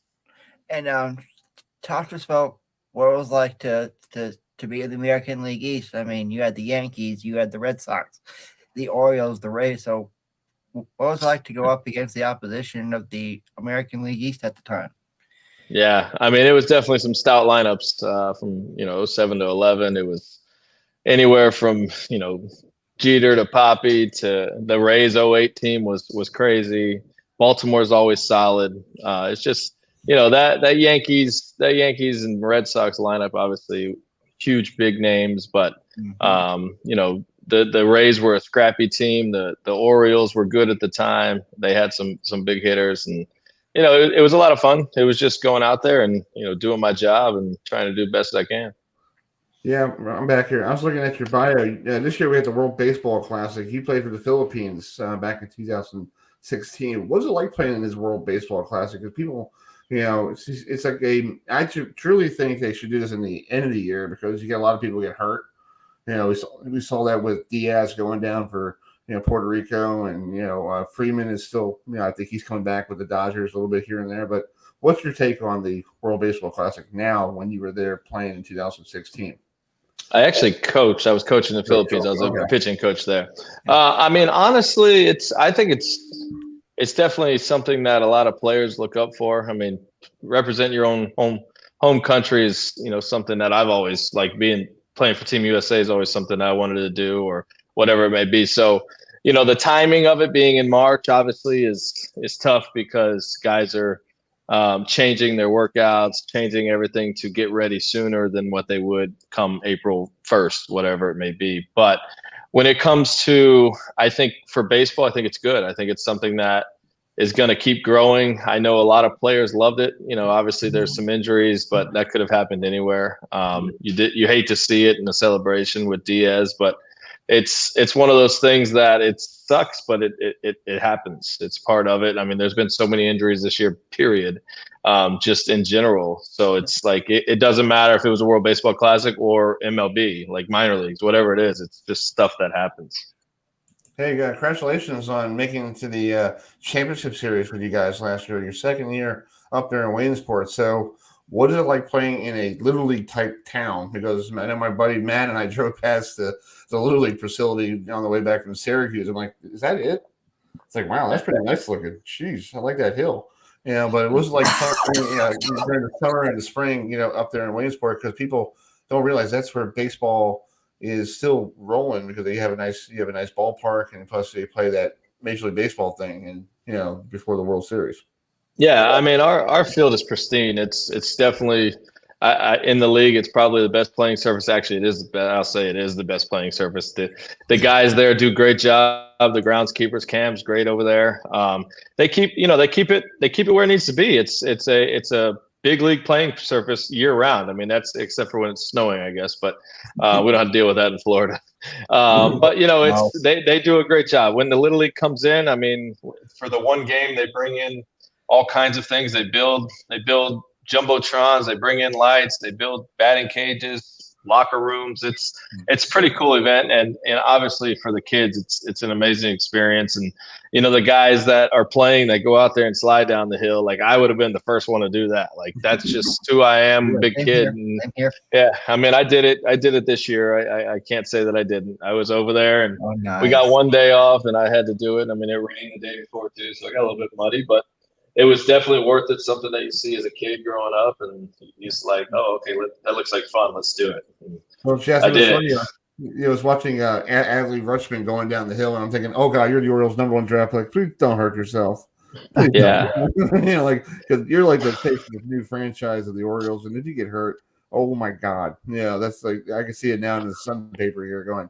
Well, I guess the Orioles should not be playing on the mud. The hill. It's like, but I mean, that's I don't know. That's where you take the fun out of the game, man. Like that's I'm a big I get it. Trust me, I get it as a fan. Like you see it. I'm a big Adley fan. I think he's a great player. I think he's going to be really good for years to come. But you definitely fear that as a fan. But as a player, being on that side of it, and the kids are enjoying it, and you're out there, it's just like you just want to be one of the kids, and you're out there, and that's what he was doing. That's what all of them were doing. And yes, there was definitely some like whatevers, but like it's everyone sees it on TV, and they're like, don't get hurt, don't get hurt, don't get hurt. But there's a lot of worse things that he's doing on his body than sliding down a hill that have potentially getting hurt. Exactly. So let's talk about your coaching staff. You have your pitching coach is from Williamsport, Pennsylvania. So has he shown you around the greatest parts of Williamsport that we don't see traveling around that beautiful city?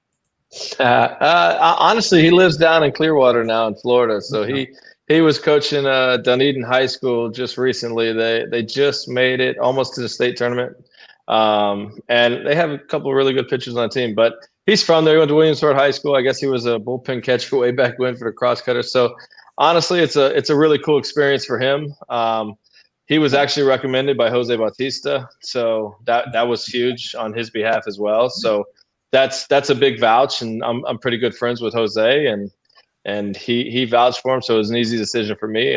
My pitching coach from last year just got a head coach job in junior college in Virginia, so he wasn't able to make it, and that's the way it is. Like, you got to find the next one, and it's not just player development, it's coach development as well. So like, I'm going to try and help him further his career as well. Exactly. That's awesome. Matt, you got a question for Coach? Yes, Coach. So on May 15th, 2007, you went ahead and you took the place of the injured Roy Halladay. With that debut that you had, you only allowed 1 run on 4 hits. Okay. And you pitched, I believe it was about 8 innings. So just talk about that performance and how that really changed your career and your life. I mean, realistically, it was the greatest day ever. I mean, it was my dad's birthday. I was making my major league debut. My computer's turning off, I think, so I might have to go on my phone. Okay. Can you guys still hear me? Oh, it didn't turn off. You're That good. was weird. You're good. Yeah, once it happens, I'm going to jump on my phone. But Okay. I mean, realistically, it was, the only run I gave up was the first batter I faced. I walked him. Then I gave up a single. It was first and third, double play, and I was so nervous. I mean, it was the first 6 pitches I threw were balls, I think. It wasn't even close to the zone. I was shaking, but to be expected. You're 22 years old in the big leagues, and something you dreamed of your whole life, and you're there doing it against a couple guys that you were bat boys for 3 years earlier. Like, that was something special for sure. And going into the game, I went 8 2/3. That's still the longest in Blue Jays history, and in a debut. And I walked Miguel Tejada with 2 outs in the 9th, and they came out to get me. So like, I was not happy about it, but it was to be expected, I guess, with 2 outs and runner on first. If I give up a home run there, I'll get a loss potentially. So like, he just didn't want that to happen at that point. The worst I could get is a no decision. So pulled me out, standing ovation, and luckily we got the out with the closer that came in, and the rest was history. That's awesome. And plus, you were 13-9 that year, and you must be really cool that you had a winning record in Major League Baseball pitching wise. A lot of people don't have that. Yeah, it's like you're thinking, like, wow, I have a winning record. This is awesome. Yeah. Well, especially in the AL East too. Like, we kept saying that earlier. Like, the AL East at that time was like facing guys that were, you never thought you'd be on their level, but it was guys you grew up watching, especially that Yankees lineup, and you're there pitching against them, and you want to stay there, so you better do well. So real quick, talk about the legend. Well, the legend Derek Jeter. What was it like playing at Yankee Stadium, and then also like facing Derek Jeter? I mean, honestly, like, I was fortunate enough to play in old and new Yankee Stadium, so like, got to pitch in best of both worlds, I guess. I like the old one; is kind of more significant in my mind. New one's cool, but the old one, like, Babe Ruth played there, guys like that played there. So Jeter, and Jeter played there. I mean, realistically, he's a guy I idolized growing up. He was a good dude, and then on the field, like, he was a great dude. Like, he would come up, say hello. There was no. He was a guy that was very open, especially guys on the field. And I mean, I remember one time I went up to him, asked him if he would sign a jersey, and he sent me over a jersey. So like, the guy was class act. And I mean, there was a reason he was a captain and in New York for so long. That's cool. That's awesome. Well, Coach, good luck in the start of the season. I hope to see you in Frederick. So good luck, and we'll talk to you soon, okay? All right. Sounds good. Appreciate y'all having me. Yes, sir. Yes, sir. All right, that Coach Litsch of the Williamsport Crosscutters. Let's bring in his next guest. This is rapid fire here. He's you can see him up in New York. He used to pitch for the New York Mets. He pitched for the Diamondbacks, Phillies, Brewers. I actually met him one time in the Mets locker room. I don't think you remember this. So let's bring in Nelson Figueroa Jr., who is on Pix 11. Hey, Nelson, how you doing? I'm doing well, guys. How are you doing? Doing good. I just want to say I met you a couple of years ago, long time ago. I had a friend who was working for ESPN. She goes, "You want to go in the locker room?" I'm like, "Sure." And you were there, and I got a chance to talk to you. So it's a privilege to have you on my show. Yeah, I appreciate it. Thank you. No problem. So talk about the Mets right now. We're hot. 5 wins in a row. They swept the Guardians. Great homestand. Now they got to go to Chicago. And this time of year, Chicago is one of those weather things. You might be a cold night, it might be a warm night. Yeah, right. What do they need to do to sweep the Cubs? Well, what they need to do is continue to play really good baseball. They won these 5 games, but only by 1 run. So the games being close, I think, adds to the validity of the wins. If it was a blowout here and there against a bad team, then you're saying, well, they're playing against a bad team, so they're expected to win like that. I did love the fact that the turnaround started against, one of the best teams in baseball with Tampa Bay, and then continued on, and they just rode this wave of emotion. It seemed nightly. Never thought that they were out of a ball game all of a sudden, right? Because just go back a week ago and everybody's like, this team is terrible. They're dead, lethargic, lazy at bats. The pitchers aren't going deep into games. The bullpen is spotty at best. And now all of a sudden you turn around and you're like, this team's not so bad. Right. And it's like, and they want to fire Buck Showalter, send him back, bring back Terry Collins, come on, leave people alone, like Buck is a proven winner, and you saw it last year up there, winning Manager of the Year, and I know this is year 2. I feel like when he gets to year 3, year 4, his message starts getting a little sour. So I feel like he needs to get himself a little more invented. And yes, he likes his veterans. Everybody loves the polar bear hitting. What was Gary Thorne said on the show the other night? The grown-up home run. I love that. Because the babies, it's all been I love that. It's all been reliant upon the babies. But again, if the babies were the only thing that happened that first night, where you were like, wow, the babies made a spark. Vantos hits the 2-run home run. You have Alvarez hitting the hugest home run of the season so far for the Mets. But then it would have been all for naught, right? Because they went down 2 runs again. And then Pete comes up, and Pete does what Pete does, and has a flair for the dramatic. And even though he only has 41 hits on the season, he has 41 RBIs. That tells you how potent his bat is.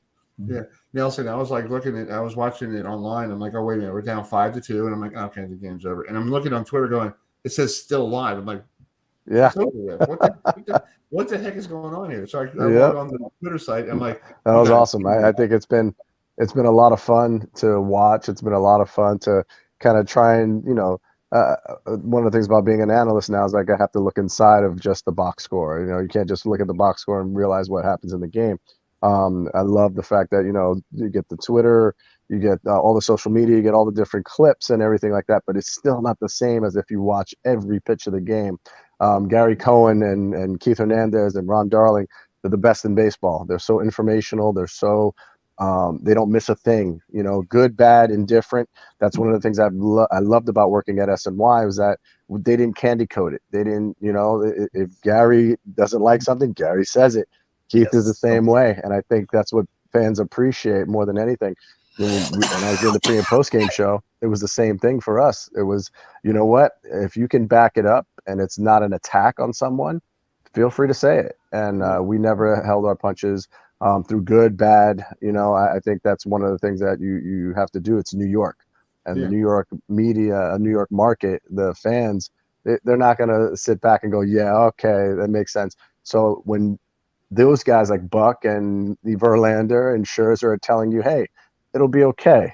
Hey, we're fine. Hey, it's still early. And yet everybody, like you said, calling for Buck's head, Scherzer's washed up. Verlander will never be like he was. You keep hearing all these things, but now you see a week of baseball where all of a sudden you're like, okay, just give me some more of that, and then I'll believe. Yeah. Listen to Adam. I know he's a Braves fan, so I guess he's talking. Yes, I'm a Braves fan, Nelson. It's called. Yeah, but you're a former Houston Astros pitcher as well. So what was it like to play at Minute Maid Park with all those crazy dimensions that they have? I think I was still there when they still had the hill. So, okay. So what was it like to have the hill? all those there was so many little things, like the Crawford boxes being only 300 feet away and seemed like a cheap home run. And then if you just hit it, 5 feet further towards right center, it juts back and there's a corner there that it can hit and it becomes a triple. There was so many little crazy things. And, you learn to love it. The mystique of being in that indoor stadium. It's a different feeling when you walk in there and you walk out on the field, and whether the roof is closed or half closed. It's just a weird feeling of being indoors but not being indoors. You know what I mean? Yes. And at the same time, the fans, it's magnified. All that noise is magnified. So when you're playing well, it's great. When you're playing poorly and they're booing you, it's not so great. But I think one of the things that I can speak of that's different than most people when it came to the Astros cheating scandal. Listen, 48,000 people, and they all give out thunder sticks, and they're banging on the walls and they're banging on the chairs. Yeah. And you're trying to tell me that somebody's listening for a garbage can being kicked in the clubhouse for whether it's going to be a slider or a fastball? Yeah. That's not even humanly possible. I could put you in a room of 100 people, and it would be hard to discern whether it was the thunder stick, the banging of a table, or the kicking of a garbage can. So that I have to give credit to the Astros, because in 2017 and since 2017, I think the Mets are the best home hitting team in baseball. The Astros were number 4 at home. And if you actually look at the numbers on the road, the Astros are number 1 on the road. So the theory that they're using the technology at home for the advantage doesn't make sense when you consider they're doing so well on the road, that, they're just maybe a good hitting team. And they were able to do that. So if they were using the technology of buzzers and electronics, yes, that's undeniable. That's cheating. But these guys always had a really good game plan. They didn't have hitters that swung and missed a lot. So when, like the Yankees per se, were striking out 18 times a game, you look at the other side and they're facing somebody's number 1 pitcher and they're only striking out 2-3 times. So I know from being in those dimensions and in that field, it's not as easy as they made it sound. I'll agree. That's true. Matt, you got the last question for Nelson. Go ahead. Yeah, Nelson. So what do the Mets have to do this season to make the playoffs? I think what they learned from last year is it's not as easy to be hunted the whole season and stay in front of that team that's behind you, that team that kind of like what the Mets are going through this year, injuries, inconsistencies, and then all of a sudden now they're starting to find their stride. They just have to be consistent and be able to weather the storms. The Braves are going through that now. They lost, Wright. They lost Max Fried for 2 months. So those are 2 big blows to a rotation. And it's not just that they lose it for the rotation. The bullpen also gets affected by that as well, because now they got to pick up the slack because these starters are going fewer and fewer innings in today's game. So I think what the Mets need to do is just continue doing what they're doing. I love the fact that they're not, overwhelmed by the media attention about how poorly they were doing. And even look at the Yankees, right? The Yankees were 10 games out just a few weeks ago, and the New York media was killing them as well. Like the season's already over. They have no chance. And now you look, the Rays have had the same thing. They lost 2 guys to the 60-day IL, and they lost one of their relievers. And that's a huge deal. That's a huge deal when you're losing that many pitchers, and they couldn't possibly play any better.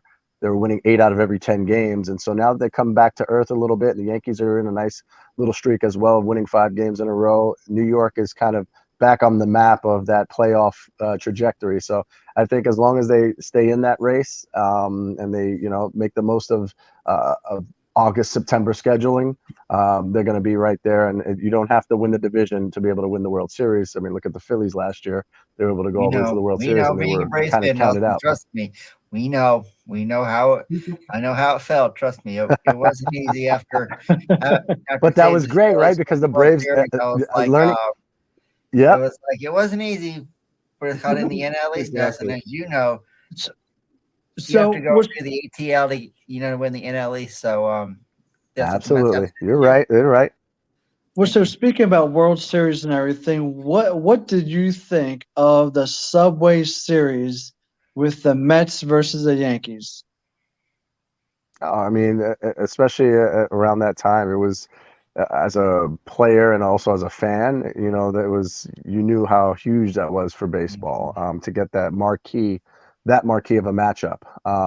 It's second to none. There's no other market that would play up to that, or would make how special that matchup was. It was unfortunate for the Mets. They were in every game, but weren't able to, take over with the Yankees, where the Yankees were a dynasty. That Mets team reminds me a lot of how the Phillies were last year. They weren't supposed to be there yet. They had a lot of guys that if you just had one more superstar, if you just had one more pitcher, if you just had one more, then it would have made a world of difference. But they weren't ready to even compete at that level. That's why they weren't able to sustain it. Whereas the Yankees, I mean, 3 out of 4 championships, and going back there, they were very comfortable in those surroundings of World Series play. Exactly. Well, Nelson, thank you so much for coming on, and it's a privilege to have you on my program. And good luck tonight with the. You can see him if you're up in New York on Sports Nation nightly on Pix 11. Because I remember Pix 11 when I was a kid, so it was the Yankees broadcast station. Yes. On Channel 9. So it was like, what are you doing? Yeah. I know. That I appreciate it. It's been a lot of fun getting back into television and working with Mark Malusis, and I'm able to do all sports now, which is great. But of course, my love and passion is in baseball, and I think it still has a chance to be a very memorable year. You talked about Subway Series. I picked Subway Series in a couple of different publications, so I'm on record saying that I still think that they can do it. Yeah. Exactly. Well, good luck. Keep up the good work, and hope that we'll talk to you a little bit down the road during the summer. You got it, guys. Thank you very much. Have a good night. Thank you so much. Thank you. Take care. All right, that's Nelson Figueroa Jr., former Met Astro pitcher, now co-host of the Sports Nation Nightly on Pix 11, up there in beautiful New York City. Let's turn gears real quick. Matt, would you like to introduce this next guy? Do you have the paper in front of you? I do not have it in front of me. Okay. Let's go to Adam. Adam, let's go for the I sure will. Our next guest is representing the Big Ten Conference in the NCAA Men's Lacrosse Championship. He had a stout win to get there. So let's bring in the head coach of the Penn State Nittany Lions, and he wants to bring back a national title at State College. So Coach Jeff Tambroni. So thanks so much for joining us. And what's it like to represent the Big Ten Conference in the Final Four in men's lacrosse after what Maryland did last year? Yeah, well, first and foremost, just thanks for having me on the show. Excited to be here. Just really proud of the overall conference. I think it's one of the premier conferences in the sport of lacrosse, and I think this year was no different than the last number of years. So just being a lone representative in the Big Ten and representing a great university here at Penn State, we're excited to get out there to Philly and compete and play against some great ACC teams. Yeah, you're going to take on Duke on Saturday, and Duke is one of those teams. It's been this year. It's like they were number one, somebody else was number one, another person was number one.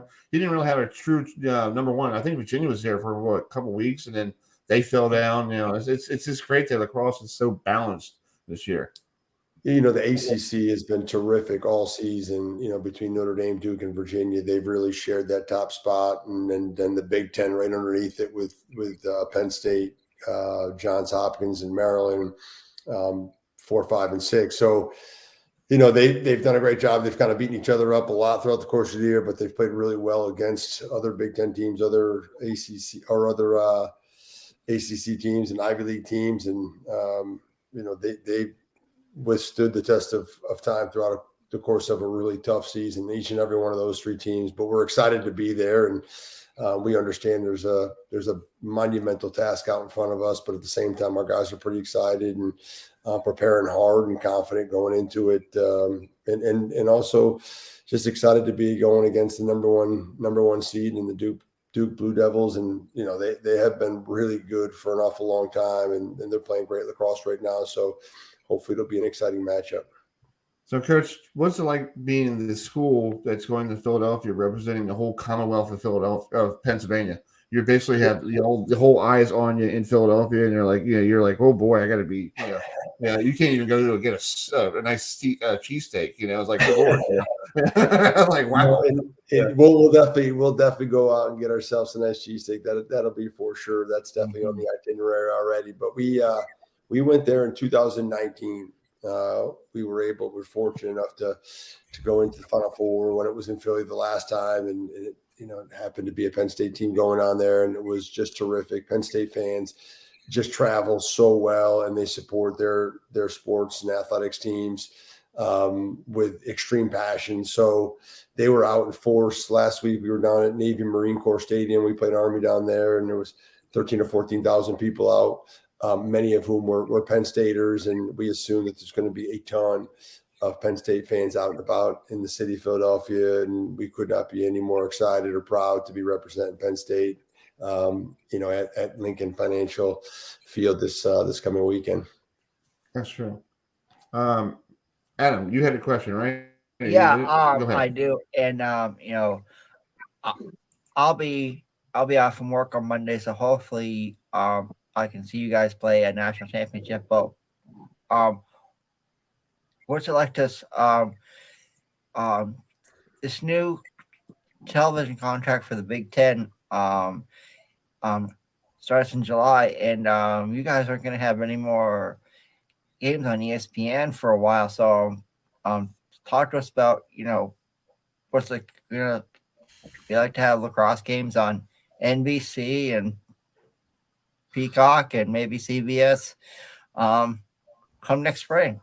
Yeah, I mean, I will say this. I think financially, it's going to be a huge benefit for all schools and all sports in the Big Ten. Now, how much of that money trickles down outside of football and basketball, that's still yet to be determined. But I do think that the size and scope of this contract is certainly going to benefit, and hopefully that level of water that it will raise all boats, not just the footballs and the basketballs of the world. It's going to raise all Olympic sports that are competing and playing so hard, men and women. So I think we're all really excited about that.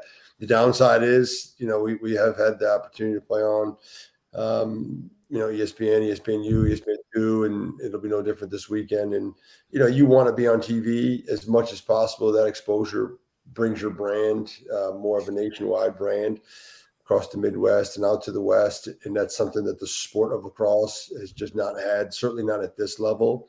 The Big Ten network has really provided all of that scope for us. So, it's kind of a double-edged sword, but we're blessed to be in the Big Ten and very blessed that they continue to support our programs to the capacity that they continue to do so. Matt, you have a question for Coach Jeff before we wrap it up? Yes, Coach. So what's it going to take to beat Duke? Yeah, that's a good question. I mean, we're going to have to play. We're just going to have to play really well. I think in all facets of the game. I mean, Duke presents a really challenging, opponent because they're tremendously talented. They're playing really well at the moment. So we're going to have to dominate some of the intangibles that are going out there in the game, and our guys have done a great job with it all year. They've played extremely hard all year and with great passion, and we're going to have to get some saves from our goalie who's been terrific all season long, and hope to win some faceoffs so that we can share the ball a little bit. But I think anytime you're strong down the middle, goalies, faceoffs, you got a chance to beat anybody. And that's exactly what we'll hope to do, is just put a great team effort in, and we know we got to do it just for one day and for 60 minutes. And I think our guys understand the task at hand, and got to be a good sense of belief when we jump on the bus and get off the field at Financial. And I think with the crowd and the backing that we have there and the experience of our team, we're going to put our best foot forward, and hopefully good things will happen. That's true. Well, Coach, good luck tomorrow with all the media stuff you got to do, and good luck in your trip to Philadelphia, and hope you can bring one back to the Commonwealth of Pennsylvania and bring someone back to State College, because they're only known for football. And if you bring back a national title for lacrosse, you got the Rose Bowl and the national title in the same area. That's not bad. Yeah, it'd be awesome. Guys, thanks so much for having me. I appreciate it. All right, Coach. Have a good one. See ya. All right, that's Coach Tambroni, the head coach of Penn State men's lacrosse. They're getting ready for their game against Duke on Saturday in Philadelphia. Well, we're going to wrap it up here. Sorry we went over our time schedule, but we had people who wanted to join us join us on the program. Thanks for Nelson Figueroa Jr., former Met, joining us tonight here on the program. Also coach for Penn State men's lacrosse. Blaine Bishop joining us from the Titans great, joining us tonight. All the coaches from the CEA baseball team, for joining us. Good luck tomorrow in practice and getting ready for their stuff. We're going to be back. We're not going to be airing a show next Monday, Matt and Adam, because it's Memorial Day, and everybody's busy partying and having cookouts, and we're trying to be respectful to them. But we might be on the air June 3rd. We'll be looking to broadcast live from Pickles Pub in Ocean City. Because if you remember our good friend Daniel Wilcox, you're right, Adam? Yeah, I'm good. Okay. Pickles Pub in Ocean City, Maryland. Stay tuned for updates on Twitter. We'll let you guys know what we're doing. We're looking probably later between 2 and 4, maybe, or 3 to 6, or maybe 1 to 3. We'll figure out how Pickle Pubs get back to us. But I do need to see my niece play softball that day, so we're going to probably put it a little bit later in the evening. But they got bull riding down there, and you got the Ravens stopping by. So we'll get Daniel Wilcox and all the Ravens players stopping by for 2 hours, and we'll have some good times with them. And that'll be our Super Bowl, because we're going to take a couple weeks off afterwards and get away for some college football. So in essence, everyone that's listening is what Chris is saying is we are bringing the show to the beach. Yes, and Matt, you may have to get your bails bombing after. See, it's okay. You're allowed to be out in Ocean City because I know you down there, right? No. No. I'm trying to be funny. It's like they know you walking around, like they know this guy. I'm trying to be funny, like we'll alert the authorities. It's okay. I'm trying to be funny. Come on, man. I know it's a long day. Yeah. Well, thanks for folks for joining us. Thanks for all the good stuff. Adam did a great job in Jupiter, Florida. Jason Belmonte won the Super Slam of the Professional Bowlers Tour. They will be off and on during the month of May and June, going to Seattle for the Tour Challenge, and then they'll be back on Fox in September to bowl in the PBA League, and hopefully I'll get up there to see why you call it. Chris, it's called you need to get up there to Portland, Maine, come join me and hang out with all my rowdy friends. Exactly, and all your rowdy friends, exactly. Before we go, we played the Paul McCartney's In Wings. They started their run of that song, Silly Love Songs, #1, and it ran for 5 weeks starting today, 1976. Yeah, so that's a really cool song. And then before we go, Willie Stargell on this day in 1968 hit 3 home runs, double, single, and he personally beat the Cubs. And I do have old footage of that back in the day. Here's the old footage. Yeah, hitting a home run out of Wrigley. Yeah, it was on his highlight reel. Beating the Cubs by a score of 13-6. There's Pops running around the field. He was born on my birthday. Oh, I was born on his birthday, so that's pretty cool. Oh, nice. Yeah. Well, we'll see you all next week. Thanks for next week. We'll keep you updated. If we do a show during the week, we'll let you guys know. If not, we'll be probably June 3rd. So now until then, I'm Chris Heidel. That's Matt Trecanelli. Thanks for all the folks for joining us here, and we'll see you next week.